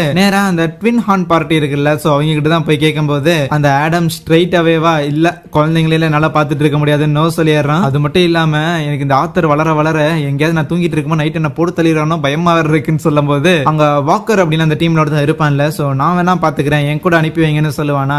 ஈவன் அந்த ஜாஸ்மின் ஒரு பொண்ணு இருப்பாள்ல, நம்ம ஹீரோக்கு அந்த கத்தி கூட கொடுத்த அந்த ஒரு பொண்ணு, சோ அவளும் பாத்துக்கிறேன் அப்படின்னு சொல்லும் போது டீம்ல இருக்கிற எல்லாருக்கும் கொஞ்சம் ஷாக்கு. என்ன ஜாஸ்மின் எப்பவுமே வந்து நீ தனியா தானே வேலை செய்யணும்னு நினைப்ப, இன்னைக்கு என்னன்னா ஒரு குழந்தைய பாத்துக்கிறதுக்கு ஓகே எல்லாம் சொல்ற அப்படின்னு சொல்லி ஆச்சரியப்பட்டாலுமே ஃபைன், அவளும் இப்பதான் ஆரஞ்சு லெவலுக்கு இம்ப்ரூவ் ஆயிருந்திருக்கா. சோ கண்டிப்பா அவளால ஹீரோவை பாத்துக்கிற அளவுக்கு கேப்பபிளான ஒரு பர்சன் தான் அப்படின்னு இதெல்லாம் பேசி முடிச்சதுக்கு அப்புறம் திருப்பி வீட்டுக்கு வருவாங்களா. அப்ப லிலியா இருக்கிறாள், சோ வந்து தனியா மெடிடேட் பண்ணிக்கிட்டு இருப்பான். அதை பார்த்த ஹீரோவுமே பரவாயில்லையே யாராவது ஒருத்தங்க இன்ஸ்ட்ரக்ட் பண்றதுக்கு இல்லாமலே அவளால தனியா இந்த மெடிடேஷன்லாம் பண்ண முடியுது அப்படின்லாம் பார்க்கும்போது ஈவன் ஹீரோவோட தங்கச்சியான அந்த எலனோர் இருக்கிறாள், சோ அவளாலுமே இந்த மெடிடேஷன்லாம் பண்ண முடியுது. சோ ஒரு 7-8 வயசு இருக்கும்போது அவளாலே அவளோட மானோக்கரை ஆக்டிவேட் பண்ண முடியும். ஆனா அந்த 7-8 வயசுல ஆக்டிவேட் பண்ணாம இருக்கிறது அவளுக்கு நல்லது. ஏன்னா ரொம்ப ஏர்லியாவே ஆக்டிவேட் பண்ணிட்டானா இருக்கிற எல்லாத்தோட கவனமும் அவ மேலதான் இருக்கும்ல அவன் நினைக்க. அதுக்கப்புறம் அவங்க அப்பா கிட்ட இந்த மாதிரி எனக்கு ஒரு ஸ்வாடு வேணும்னு கேட்கும்போது அவர் நேரா கூட்டு போய் லில்லியாவோட அப்பா கிட்ட விட அது ஒரு ஆக்ஷன் ஹவுஸ் தானே, சோ அங்க ஏகப்பட்ட ஸ்வாடு இருக்குமா, அதுல ஏதாவது ஒண்ணு செலக்ட் பண்ணலான்னு அவங்களும் அனுமதி கொடுத்துட்றாங்க. வீட்டுல ஹீரோவோட அம்மாவும் ஆல்ரெடி நைட் ஆயிடுச்சு சாப்பிடறதுக்காக போய் ஹீரோவை கூட்டிட்டு வரலாமான்னு கேட்க அதுக்கு அவங்க அப்பா அவன் அட்வென்ச்சரா இருக்கு பயங்கர சீரியஸா இருக்கிறான், அவனுக்கான ஸ்வாட சூஸ் பண்றதுக்கு நம்ம கொஞ்சம் டைம் கொடுப்போம்னு சொல்ல பார்த்தா இங்க நம்ம ஹீரோவால ஒரு ஸ்வாட கூட சூஸ் பண்ண முடியாம குழம்பி போயிருந்திருப்பான். எந்த ஒரு ஸ்வாடுமே அவனுக்காக இருக்கிற மாதிரியே இல்ல, இருக்கிறது எல்லாம் ஏன் இவ்வளவு பெருசா இருக்குது, சின்ன பையன் யூஸ் பண்ற மாதிரி எந்த ஸ்வாடும் இல்லையான்னு பாத்துட்டு இருக்கேன். அந்த டிராகன் குட்டி இங்க வா அப்படின்னு சொல்லி கத்துமா, என்னன்னு போய் பார்த்தா அங்க ஒரு இரும்பு ராடு மாதிரி இருக்கும். இல்ல இது ஒரு ஸ்வாடு தான் நினைக்கிறேன், இருந்தாலும் எதுக்கு இவ்வளவு வெயிட்டா இருக்குன்னு யோசிச்சுட்டு அதை ஓபன் பண்றதுக்காக அவனோட பவர்ஸ் அவன் பயன்படுத்துவானா. ஆனா அது பாக்குறதுக்கே பயங்கர அழகாவும் இருக்கும், உனக்கு அது ரொம்பவே பிடிச்சிருந்திருக்கும். சரின்னு அதை டெஸ்ட் பண்ணி பாக்குறதுக்காக அங்க இருக்கிற பேரல கட் பண்ணிடுவானா. சம மாசம் இருக்கேன்னு யோசிக்க டக்குனு ஏதோ ஷாக் அடிச்ச மாதிரி அப்படியே அதை கீழே போட்டுருவான். அதோட ஒன்னும் ஆகலதான் நினைக்கிறேன்னு சொல்லி மறுபடியும் எடுக்கும் போது அது அவனுக்கு பயங்கர ஹேண்டியா இருக்கும், லைக் அவனால ஈஸியாவே தூக்க முடியற மாதிரி இருக்கும் ஒரு கையாலேயே. என்ன இந்த வெப்பன் எனக்கு ஏத்த மாதிரி அட்ஜஸ்ட் ஆயிடுச்சான்னு யோசிச்சுட்டு அப்படியே அந்த டிராகன் குட்டிக்கும் நன்றி சொல்லி மறுபடியும் போய் மிச்சம் இருக்கிற அந்த பேரலையை அச்சு அப்படியே நொறுக்கி விட்டுருவான். அதுக்கு முன்னாடி கேள்விப்பட்டிருந்திருக்கேன் ஒரு பயங்கரமான பிளாக் ஸ்மித் நினைச்சா ஒருத்தருக்கு ஏத்த மாதிரியான ஒரு ஸ்வாட மேக் பண்ணி தந்து அந்த ஸ்வாட அவரோட உடல் பாகம் மாதிரியே மாறிடும். இருந்தாலும் இந்த ஒரு ஸ்வாட் யார் அந்த ஸ்வாட பயன்படுத்துறாங்களோ அவங்களுக்கு ஏத்த மாதிரி மாறுதுங்கிறது ஆச்சரியமான விஷயம் தானே. பார்க்கும்போது கரெக்டா நம்ம ஹீரோவை சாப்பிட கூப்பிடுறதுக்காக அவங்க அப்பாவும் மத்தவங்களும் வருவாங்களா. நம்ம ஹீரோவும் ஸ்வாட சூஸ் பண்ணிட்டேன் அப்படின்னு வேற ஒரு ரேண்டமான ஸ்வாட கொடுக்கும்போது நம்ம ஹீரோட அப்பாவும் பரவாயில்ல இது வெயிட் கம்மியா தான் இருக்குது, ஓகே உனக்கு இது கரெக்டா தான் இருக்கும், இருந்தாலும் இடுப்புல வேற ஏதோ இரும்பு கம்பி மாதிரி வச்சிருந்திருக்கே அது என்ன ராசான்னு கேட்க ஐயோ பதறிடக்கூடாதுன்னு நம்ம ஹீரோவும் அப்படியே காமா இதுவா இது ஒண்ணும் இல்ல, இது பாக்குறதுக்கு என் சைஸ் கொஞ்சம் கரெக்டா குட்டியா இருந்துச்சா அதனால இதை வச்சு சும்மா டெஸ்ட் பண்றதுக்காக லைக் பிராக்டிஸ் எல்லாம் பண்ணும்போது யூஸ் பண்ணலாம்ல அதுக்காகும் போது அந்த லில்லியாவோட அப்பாவுக்கு இது தெரியல. சோ ஒரு கூட வேலை செய்யறவர்கிட்ட ஆமா நம்ம இன்வென்ட்ரியில இப்படி ஒன்னு இருந்துச்சான்னு கேட்கும்போது அவருமே ஆமா ஒரு வயசானவர் தான் இந்த மாதிரி இந்த ஸ்வாட் வேலைக்கு ஆகாதுன்னு சொல்லி தூக்கி போட்டு போனாரு. அதுக்கப்புறம் நாங்களும் ஏகப்பட்ட பேரை வச்சு டெஸ்ட் பண்ணி பார்த்தோம், பெருசா எதுவும் வேலைக்கு ஆகல. வேணும்னா நல்லா இன்னும் ஸ்வாட பத்தி தெரிஞ்சவங்க கிட்ட யார்ட்டையாவது கேட்டு பார்த்தா இது என்னதுன்னு விஷயம் தெரிய வருங்கும் போது ஐயோ இதை புடுங்கிடுவானுங்களோ அப்படின்னு யோசிச்சுக்கிட்டு நம்ம ஹீரோவும் டக்குன்னு அந்த லில்லியாவோட அப்பா கிட்ட அங்கிள் இது இவ்வளவு காஸ்ட்லின்னு எனக்கு தெரியாம போச்சு அங்கிள், இது என்கிட்ட இருந்தா நல்லா இருக்குன்னு நான் யோசிச்சேன் அங்கிள், மத்தபடி இதை வேணும்னா நீங்களே வச்சுக்க அங்கிள், எனக்கு இது வேணாம் அங்கிள் அப்படின்லாம் சொல்லும் போது தம்பி இந்த பொருட்கள் எல்லாமே உனக்கு தான் ராசா, நீ எடுத்துட்டு போகாம யார் எடுத்துட்டு போவான்னு சொல்லி நம்ம ஹீரோட்டே கொடுத்துறேன், எதுக்கு இத்தனை பொருளை பையன் கிட்ட கொடுக்குறேன்னு சொல்லி நம்ம ஹீரோ அவர்கிட்ட சண்டைக்கு தான் போக அவன் அங்கிள்னு கூப்பிட்டாண்டா அப்படின்னு சொல்லிட்டு இருப்பாரு. அதுக்கப்புறம் நம்ம ஹீரோ கொஞ்ச நாள் அவங்க வீட்டுல அப்படியே பயங்கரமா டைம் எல்லாம் ஸ்பெண்ட் பண்ணிக்கிட்டு இருப்பான், கூடவே அந்த ஸ்வாட் பிராக்டிஸையும் பண்ணிக்கிட்டு. அதுக்கப்புறம் ஒரு நாள் நம்ம ஹீரோக்கான பர்த்டே ஃபங்க்ஷனும் நடக்கும். கிட்டத்தட்ட இந்த உலகத்துக்கு வந்து 9 வருஷம் ஆச்சு. அந்த பர்த்டே ஃபங்க்ஷன் எல்லாம் செலிப்ரேட் பண்ணி முடிச்சுட்டு ஈவினிங் நம்ம ஹீரோக்கு இந்த பிரசன்ட் எல்லாம் கொடுத்துட்டு இருப்பாங்களா. ஹீரோவோட அம்மா ஹீலிங் ஜெம்ஸ் எல்லாம் வச்ச ஒரு துணி மாதிரி கொடுப்பாங்க. அதுவே லில்லியோட அப்பா இருப்பாருல, சோ அவரு 2 ரிங்க கொடுப்பாரு, ஒரு ரிங் நம்ம ஹீரோக்கும் இன்னொரு ரிங் ஹீரோட அம்மாவுக்கும். ஹீரோவோட இந்த மான பவர் இருக்குல்ல, சோ அது வந்து ரொம்பவுமே கம்மியாயிருச்சு அப்படின்னா அது நம்ம ஹீரோட அம்மாக்கு சிக்னலா போய் சேரும். சோ அது மூலமா ஹீரோக்கு ஒரு ஆபத்து அப்படின்னு அவங்களால தெரிஞ்சுக்க முடியும். அதுவே அந்த ஆடம் ஒரு ஸ்க்ரால் மாதிரி கொடுப்பான், இது மூலமா உங்க அம்மாக்கு நல்ல ஒரு மெசேஜ் அனுப்ப முடியும், ஈவன் அவங்களால ரிப்ளை கூட பண்ண முடியும்னு. இதையெல்லாம் பார்த்து ஆச்சரியமான ஹீரோவும் பூரிச்சு போயிட்டு அவங்க எல்லாருக்கும் நன்றி சொல்லிக்கிட்டு இருக்கேன். அதுக்கப்புறம் அன்னைக்கு நைட்டு நம்ம ஹீரோ இருக்கிற பொருட்கள் எல்லாத்தையும் எடுத்து வச்சுக்கிட்டு இவங்க எல்லாரும் எனக்கு இவ்வளவு உதவி பண்ணியிருந்திருக்காங்க, இவங்க எல்லாரையும் ப்ரொடெக்ட் பண்றதுக்காக தான் இந்த ஒரு ஜேர்னிக்கு நான் போக ஆரம்பிக்கிறேன். கண்டிப்பா போன லைஃப்ல நான் ஒரு ராஜாவா இருக்கும்போது எந்த அளவுக்கு ஸ்ட்ராங்கா இருந்தனோ அதை விட பெட்டரா இருக்கணும்னு வெளியே வரும்போது அவங்க பேரண்ட்ஸும் சில அட்வைஸ் எல்லாம் போட்டுக்கிட்டு இருப்பாங்க. சோ அந்த மாதிரி எல்லா பிரச்சனையும் நீயே சால்வ் பண்ணணும்னு நினைக்காத, கண்டிப்பா ஜாஸ்மின் கிட்ட உதவி கேள, அவ பண்ணுவா, கூடவே ஒரு ரிங் எப்பவுமே கையில போட்டு இருந்துரு, அது மட்டும் இல்லாம நீ ரொம்ப ஸ்ட்ராங்கான ஒரு பையன், உன்னால ஒரு எஸ் ரேங்க் அட்வென்ச்சரரா கூட ஆக முடியும் அப்படின்னு மோட்டிவேட் பண்ணி நம்ம ஹீரோவை அனுப்பி விடுறாங்களா. வெளியில ஜாஸ்மினும் நம்ம ஹீரோக்காக வெயிட் பண்ணிக்கிட்டு இருக்க இந்த ஜாஸ்மின் நம்ம ஹீரோவை ஒரு கில்டுக்கு கூட்டிட்டு போயிருந்திருப்பால, சோ அங்க ரெஜிஸ்டர் பண்றதுக்காக நம்ம ஹீரோக்கு ஒரு அசஸ்மெண்ட் எக்ஸாம் மாதிரி வைக்க போறாங்க. யாரு அப்படிங்கிற ஐடென்டிட்டியா மறைக்கிறதுக்காக நம்ம ஹீரோ ஒரு மாஸ்க்குமே வியர் பண்ணியிருந்திருப்பான். ஜாஸ்மினோட ரியாக்ஷன் வச்சு பார்க்கும்போது இந்த ரெஜிஸ்ட்ரேஷன்ல எந்த ஒரு பிரச்சனையும் இல்ல, எல்லாம் ஸ்மூத்தா தான் போகுது போலேன்னு யோசிச்சுக்கிட்டு ஹீரோவும் பின்னாடியே வருவான். முதல்ல நேரா போயிட்டு அந்த கில்டோட ஒரு மாஸ்டரை போய் மீட் பண்றாங்களா. அவன் என்னன்னா, ஓகே இந்த பையனுக்கு அசஸ்மெண்ட் எக்ஸாம் எல்லாம் வைக்கணுமா, ரிட்டன் எக்ஸாம் இருக்கு, அதுக்கப்புறம் அவன் கோரை டெஸ்ட் பண்ணணும், இந்த மாதிரி ஏகப்பட்ட மேட்டர் இருக்கு, பரவாயில்ல இது எல்லாத்தையும் நீங்க மட்டும் பைபாஸ் பண்ணிக்கலாம், உங்களுக்கு வந்து ஒரு ஸ்பெஷல் பெர்மிஷன் இருக்குதுன்னு நம்ம ஜாஸ்மினோட காதுகிட்ட வந்துட்டு, உங்க அப்பாவை நான் முந்தனத்து தான் பார்த்தேன், அவரும் சில விஷயம் எல்லாம் சொன்னாரு அப்படின்லாம் பேசுவானா. ஈவன் நம்ம ஹீரோவை பார்த்துமே, நீ உன்னோட உண்மையான நேம் கூட சொல்ல தேவையில்லை, உனக்கு என்ன நேம் வச்சுக்கணும் நீ ஆசைப்படுறன்னு கேட்க, வேணும்னா நோட்னு கூப்பிட்டுக்கங்கன்னு நம்ம ஹீரோ ஹேண்ட் ஷேக் பண்ணும்போது அந்த ஆள் ஸ்ட்ராங்கா இருக்கிறாருங்கிற விஷயத்த ஹீரோவும் சென்ஸ் பண்றான். அவருமே ஓ நோட்டா, நோட்டுன்னே வச்சுக்கலாம் அப்படின்னு இங்க ஒரு அரீனா மாதிரி இடம் இருக்காமா, அங்க கூட்டிட்டு போகும்போது ஜாஸ்மின் கிட்ட கேட்பேன், ஆமா இந்த கில் லீடர் யாரு, உனக்கு தெரிஞ்சவனா என்ன, எல்லா ப்ராசஸும் இவ்வளவு ஈஸியா முடிஞ்சிருச்சுன்னு கேட்க, அந்த மாதிரியும் வச்சுக்கலாம், ஏன்னா எங்க அப்பா இந்த ஒரு கில்டுல பெரிய கைன்னு சொல்லுவாளா. நம்ம ஹீரோவோட மானா பீச் இருக்குதுல, சோ அது கொஞ்சம் வித்தியாசமா இருக்குதுன்னு அந்த ஜாஸ்மின் நோட் பண்றா. அதுக்கப்புறம் அந்த அசஸ்மெண்ட் நடக்கிற இடத்துக்கும் போறாங்க. அங்க நம்ம ஹீரோ மாதிரியே சின்ன பசங்க எல்லாருமே அங்க அவங்களோட திறமைகள் எல்லாத்தையும் காட்டிக்கிட்டு இருப்பாங்களா. அதுல ஒரு பொண்ணு பார்த்தா சி ரேங்க்லாம் வாங்கும்போது இவ்வளவு யங் ஏஜ்லயே அப்படின்னு ஜாஸ்மினே ஆச்சரியப்படுறான். ஈவன் அடுத்த ஒரு பையன் வரும்போது அந்த பையன் என்னன்னா அவனோட திறமைகள் எதையும் காட்டவே இல்ல, தம்பி நீ எதுவும் பண்ண தேவையில்ல, கண்டிப்பா நீ ஒரு பி ரேங்க் அட்வென்ச்சரர் தான்ப்பா அப்படின்னு மார்க் கொடுத்துட்டு போயிட்டே இருக்கிறாங்க. இறுதியா அங்க லூகாஸ்னு ஒரு பையன் இருப்பான், எனக்கான நேரம் வந்துருச்சு, கண்டிப்பா நீங்க எனக்கு ஏ ரேங்க் தான் கொடுத்தாகணும்னு பயங்கர ஒரு கர்வத்தோட வந்து நிப்பான். ஏன்னா அவனுக்கு ஆரஞ்சு, லைட் ஆரஞ்சு லெவலுக்கு பவர் இருக்கும். ஆனா அந்த லூகாஸ் பையனோட காதை கவனிச்ச நம்ம ஹீரோ, இவன் என்ன எல்ஃபா இருப்பானோன்னு யோசிக்க, அதுக்கப்புறம் அந்த லூகாஸ் அவனோட விதைகள் எல்லாம் காமிச்சுக்கிட்டு இருக்கிறானா பார்த்தா அந்த இடத்துல பெரிய எரிமலை குழம்பு மாதிரி வானத்துல பறக்க விட்டுக்கிட்டு இருக்கேன். என்ன இவ்வளவு பவரை இறக்குறான், அவனால இதை கண்ட்ரோல் பண்ண முடியுமான்னு ஹீரோக்கே டவுட் வரும்போது அவ்வளவுதான் அந்த லூகாஸுக்கும் ஐயோ கண்ட்ரோல் பண்ண முடியல அப்படின்னு சொல்லி புரியுது. அங்க இருக்கிற ஒரு இன்ஸ்ட்ரக்டர் தான் உள்ள பூந்து அதை டிஸ்மிஸ் பண்றது மட்டும் இல்லாம அந்த குட்டி பையனையும் சேர்த்து காப்பாத்தேன். தம்பி உங்ககிட்ட நிறைய திறமை இருக்கு அப்படிங்கறதுல எனக்கு புரியுது, இருந்தாலும் இந்த அளவுக்கு ஹை லெவலான ஸ்கில்ஸை பயன்படுத்துறதுக்கு முன்னாடி கொஞ்சம் யோசிக்கணும்னு சொல்ல, அவன் கோவத்துல அந்த இன்ஸ்ட்ரக்டர் அட்டாக் பண்ண பார்க்கும்போது அவனோட அட்டாக்கை நம்ம ஹீரோ பிளேட வச்சு தடுக்கிறான். உடனே இந்த ஒரு எக்ஸாம் வேலைக்கு ஆகாது, தேவையில்லாம ஒரு தேர்ட் பார்ட்டி உள்ள நுழைஞ்சிட்டான் அப்படின்னு சொல்லும் போது, தம்பி டெஸ்ட் ஏற்கனவே முடிஞ்சிச்சு, நீ ஒரு வேலிடான ஆளு அப்படிங்கறத நாங்க கணக்குல எடுத்துக்கிட்டோம், ஆனா இந்த அளவுக்கான ஒரு ஈகோ இருக்கிறது அவனோட பெரிய வீக்னஸா இருக்கு, அதனாலே உனக்கு ஹை ரேங்க் தான் கொடுப்பான் அப்படின்னு அவனை ஓரமா தள்ளி விட்டுறாங்க. அடுத்து நம்ம ஹீரோவை தான் களத்துல இறக்கி விடுறாங்களா. சோ நம்ம ஹீரோ பார்த்தீங்கன்னா பெருசா எந்த ஒரு இன்ஃபர்மேஷன் இருக்காது, கண்டிப்பா நீ ஒரு ஸ்பெஷல் ஸ்டூடெண்டா இருப்பியோ அப்படின்னு அங்க இருக்கவங்களுக்கு எல்லாம் புரிய அந்த கில்டு மாஸ்டர் இருக்கிறாருல, சோ அவரு நம்ம ஹீரோவோட பவர் டெஸ்ட் பண்றதுக்காக வராரு. ஆனா எதுக்கு உங்களை மாதிரி டபுள் ஏ ரேங்க்ல இருக்கிற ஒருத்தர் வந்து களத்துல இறங்கின ஒரு சின்ன பையனோட பவர் டெஸ்ட் பண்றதுக்காக, அதெல்லாம் சும்மா தான் சொல்லி நம்ம ஹீரோ போய் எடுத்து நிக்கும் போது நம்ம ஹீரோக்கும் புரியுது, ஓகே இங்க இருக்கிற பவர்ஃபுல்லான ஒரு கில்டோட லீடரா இருந்தாலும் இவர் ஒரு double A rank adventurer, so அதனால பார்த்து தான் கையாளணும்னு ரெண்டு பேர் அங்க மோதிக்கிறாங்களா. அப்படியே சீன் கட் ஆகுது. நம்ம ஹீரோ ஒரு பி ரேங்க் அட்வென்ச்சரர் அப்படின்னு அவனுக்கு இதெல்லாம் கொடுத்திருக்காங்க ஆபீஷியலா பேட்ஜ் எல்லாம். அதுவே அந்த இன்ஸ்ட்ரக்டர்ஸ் எல்லாரும் அந்த கில் லீடர் கிட்ட, ஆமா ஒரே நாள்ல எப்படி அசால்ட்டா ரெண்டு பேர் இங்க பி ரேங்க் வாங்கிருந்தீங்க, என்ன கணக்கு இதுன்னு கேட்கும்போது அப்பதான் அந்த கில் லீடர் சொல்றாரு, ஆக்சுவலி ஒரு 3 மாசத்துக்கு முன்னாடி ஒரு சின்ன கல்ச்சுரல் எக்ஸ்சேஞ்ச் மாதிரி இந்த 3 கிங்டம்ல இருக்கிற டுவார்ஃப், அப்புறம் எல்ஃப், அப்புறம் ஹியூமன்ஸ் அப்படின்னு ஒரு சின்ன ஏதோ டீலிங் மாதிரி பண்ணியிருப்பாங்க போல. சோ அதுல அந்த லூகாஸ் அப்படிங்கிற ஒரு பையன் இருந்தான்ல, அவன் பார்த்தா பாதி எல்ஃப் குடும்பத்தை சேர்ந்தவனாமா. சோ பாதி எல்ஃப் அப்படிங்கறகாட்டி இந்த விஷயத்த பெருசா யார்கிட்டயும் சொல்லல, இருந்தாலும் அவனுக்கு ஏன் அவ்வளவு பவர் இருக்கு அப்படிங்கிறது அது ஒன் ஆஃப் த ரீசன். அதுவே ஒரு பையனை போட்டியே போட விடாம டைரக்டா அவனுக்கு பி ரேங்க் கொடுத்திருப்பாங்கல்ல, அவன் ஒரு ஹியூமன் தான், பட் இருந்தாலும் அந்த டுவார்ஃப் கூட அவனை வளர்த்திருப்பாங்க. அவன் பேரை நைட்னு வச்சுக்கலாம். சோ இறுதியா இந்த மாஸ்க் போட்ட அந்த நோட்டுங்கிற ஒரு பையன் வந்தானே, அவனை பத்தி ஏன் இந்த இன்ஃபர்மேஷன் இல்லன்னு கேட்கும்போது அவனை பத்தின எந்த இன்ஃபர்மேஷன் எனக்கே தெரியாது, பட் இருந்தாலும் ஒரு விஷயம் கன்ஃபார்ம், அவன் எல்ஃப் குடும்பத்தை சேர்ந்தவனோ இல்லைன்னா டாஃப் குடும்பத்தை சேர்ந்தவனோ கிடையாது, இல்லைன்னா ஏதாவது ராயல் குடும்பத்தை சேர்ந்தவனோ நோபல் குடும்பத்தை சேர்ந்தவனோ எதுவுமே இல்ல, வந்திருக்கான் அவ்வளோ விஷயம் மட்டும் தான் தெரியும். இருந்தாலும் அவனோட ஃபிளேம் அண்ட் அவனோட ஸ்வாட் ஸ்கில் மட்டும் சூப்பரா இருந்துச்சுன்னு சொல்ல,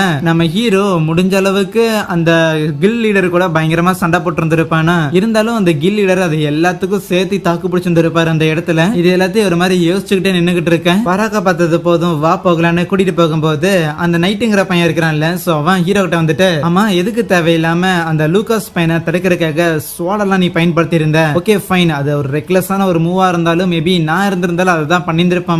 அப்ப மேல இருந்து இதை பாத்துக்கிட்டு இருந்த அந்த லூகாஸ் பையனும், தோடா புதுசா பி ரேங்க்கு வந்த 2 பேரும் நான் இல்லாம ஒரு மீட்டிங் போட்டுக்கிறீங்க போல, நானும் பி ரேங்க் தாண்டா அப்படின்னு ஹீரோ கிட்ட வேணுக்குனே வம்புக்கு போவான். இங்க பாரு உனக்கும் பி ரேங்க் கொடுத்திருக்காங்க எனக்கும் பி ரேங்க் கொடுத்திருக்காங்க அப்படிங்கறகாட்டி நம்ம 2 பேரும் ஒண்ணு கிடையாது, உன்னை விடவுமே நான் பெட்டரான ஒருத்தன் தாண்டா அப்படின்னு சொல்லிக்கிட்டு இருக்க.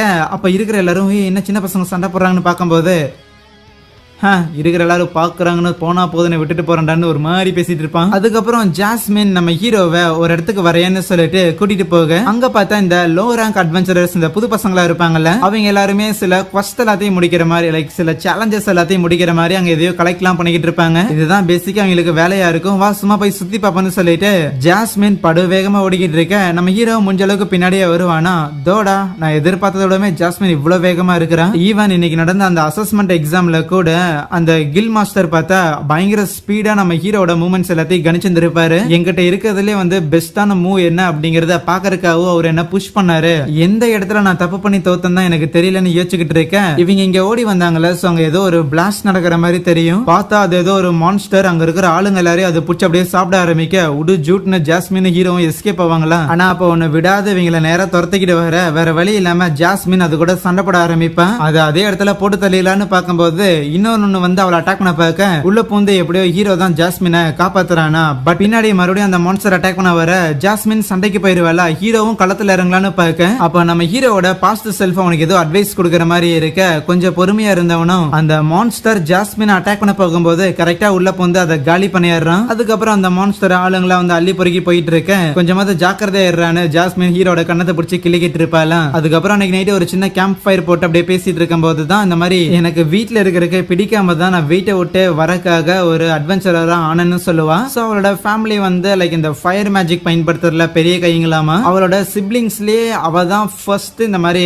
மானா வந்து ஆக்டிவேட் பண்ணிருப்பா. அதனாலே அவங்களோட பேரண்ட்ஸ் எல்லாருமே ஓகே பொண்ணு பயங்கரமா வந்துருவா அப்படின்னு எதிர்பார்த்து இருந்திருப்பாங்க. பட் ஒன்ஸ் இவளால ஃபயர் மேஜிக்கை பயன்படுத்த முடியாது அப்படின்னு தெரிய வரும்போது நான் எதுக்குமே வேலைக்கு ஆக மாட்டேன்னு அவங்க என்ன ஒதுக்க ஆரம்பிச்சுட்டாங்கன்னு சொல்ல டக்குனு ஹீரோக்கு கோவம் வந்துடும். அவங்க எப்படி இதை முடிவு பண்ணலாம், நம்ம ஏதோ ஒரு மேஜிக் வச்சிருந்தாலே போதுமே, எல்லா மேஜிக்கும் ஓரளவுக்கு ஸ்ட்ராங் தானு சொல்லிக்கிட்டு இருக்கேன். ஹே நீ எதுக்குடா இவ்வளவு பொங்குற, இதெல்லாம் எப்போ நடந்த விஷயம்டா அப்படின்னு சொல்லி அவ சிரிச்சுக்கிட்டு இருப்பாளா. அண்ட் நம்ம ஹீரோ ஏன் இவ்வளவு காண்டா இருந்திருப்பானா, லைக் அவனோட போன லைஃப்லயுமே அவன் எதுக்குமே லாய்க்கு ஆக மாட்டான், ஒன்னுத்துக்குமே வேலைக்கு ஆக மாட்டான் அப்படின்னு இந்த மாதிரியான வார்த்தைகளை தொடர்ந்து கேட்டுக்கிட்டே இருந்திருப்பான். ஆனா அதுக்கப்புறம் பெரிய ஒரு ராஜாவா மாறி இருந்திருப்பான். அது வேற விஷயம் வச்சுக்கோங்களேன். அதுக்கப்புறம் இந்த ஜாஸ்மின் பொண்ணு இப்படி அட்வென்ச்சரர் ஆனதுக்கு அப்புறம் தான் அந்த ட்வின் ஹார்ன் பார்ட்டியில சேர்ந்திருப்பான். அவ சேர்ந்து மத்தவங்க கூட ஒன்னா சேர்ந்து சண்டை போடும் போது அவளால ஒன்னா சேர்ந்தே சண்டை போட முடிஞ்சிருக்காது. அவ பாட்டுக்கு தனியா அட்டாக் பண்ணிட்டு இருந்திருப்பாளா. பட் இருந்தாலும் கொஞ்ச நாளுக்கு அப்புறம் நான் திருப்பி கொஞ்சம் கத்துக்கிட்டேன், இருந்தாலும் இப்போ வரைக்குமே என்ன திட்டிட்டு தான் இருக்கிறாங்கன்னு சொல்லிட்டு அவன் அந்த இடத்துல படுத்து தூங்க ஆரம்பிக்கும் போது ஹீரோ யோசிப்பான், ஒருவேளை இவ்வளவு மாறின மாதிரி என்னாலையும் மாற முடியுமா என்னன்னு. இந்த மாதிரி நம்ம ஹீரோ என்ன பண்றான் எங்க போறான் அப்படிங்கிற எல்லா விஷயத்தையும் அந்த டெஸ்ஸியா இருக்கிறாள்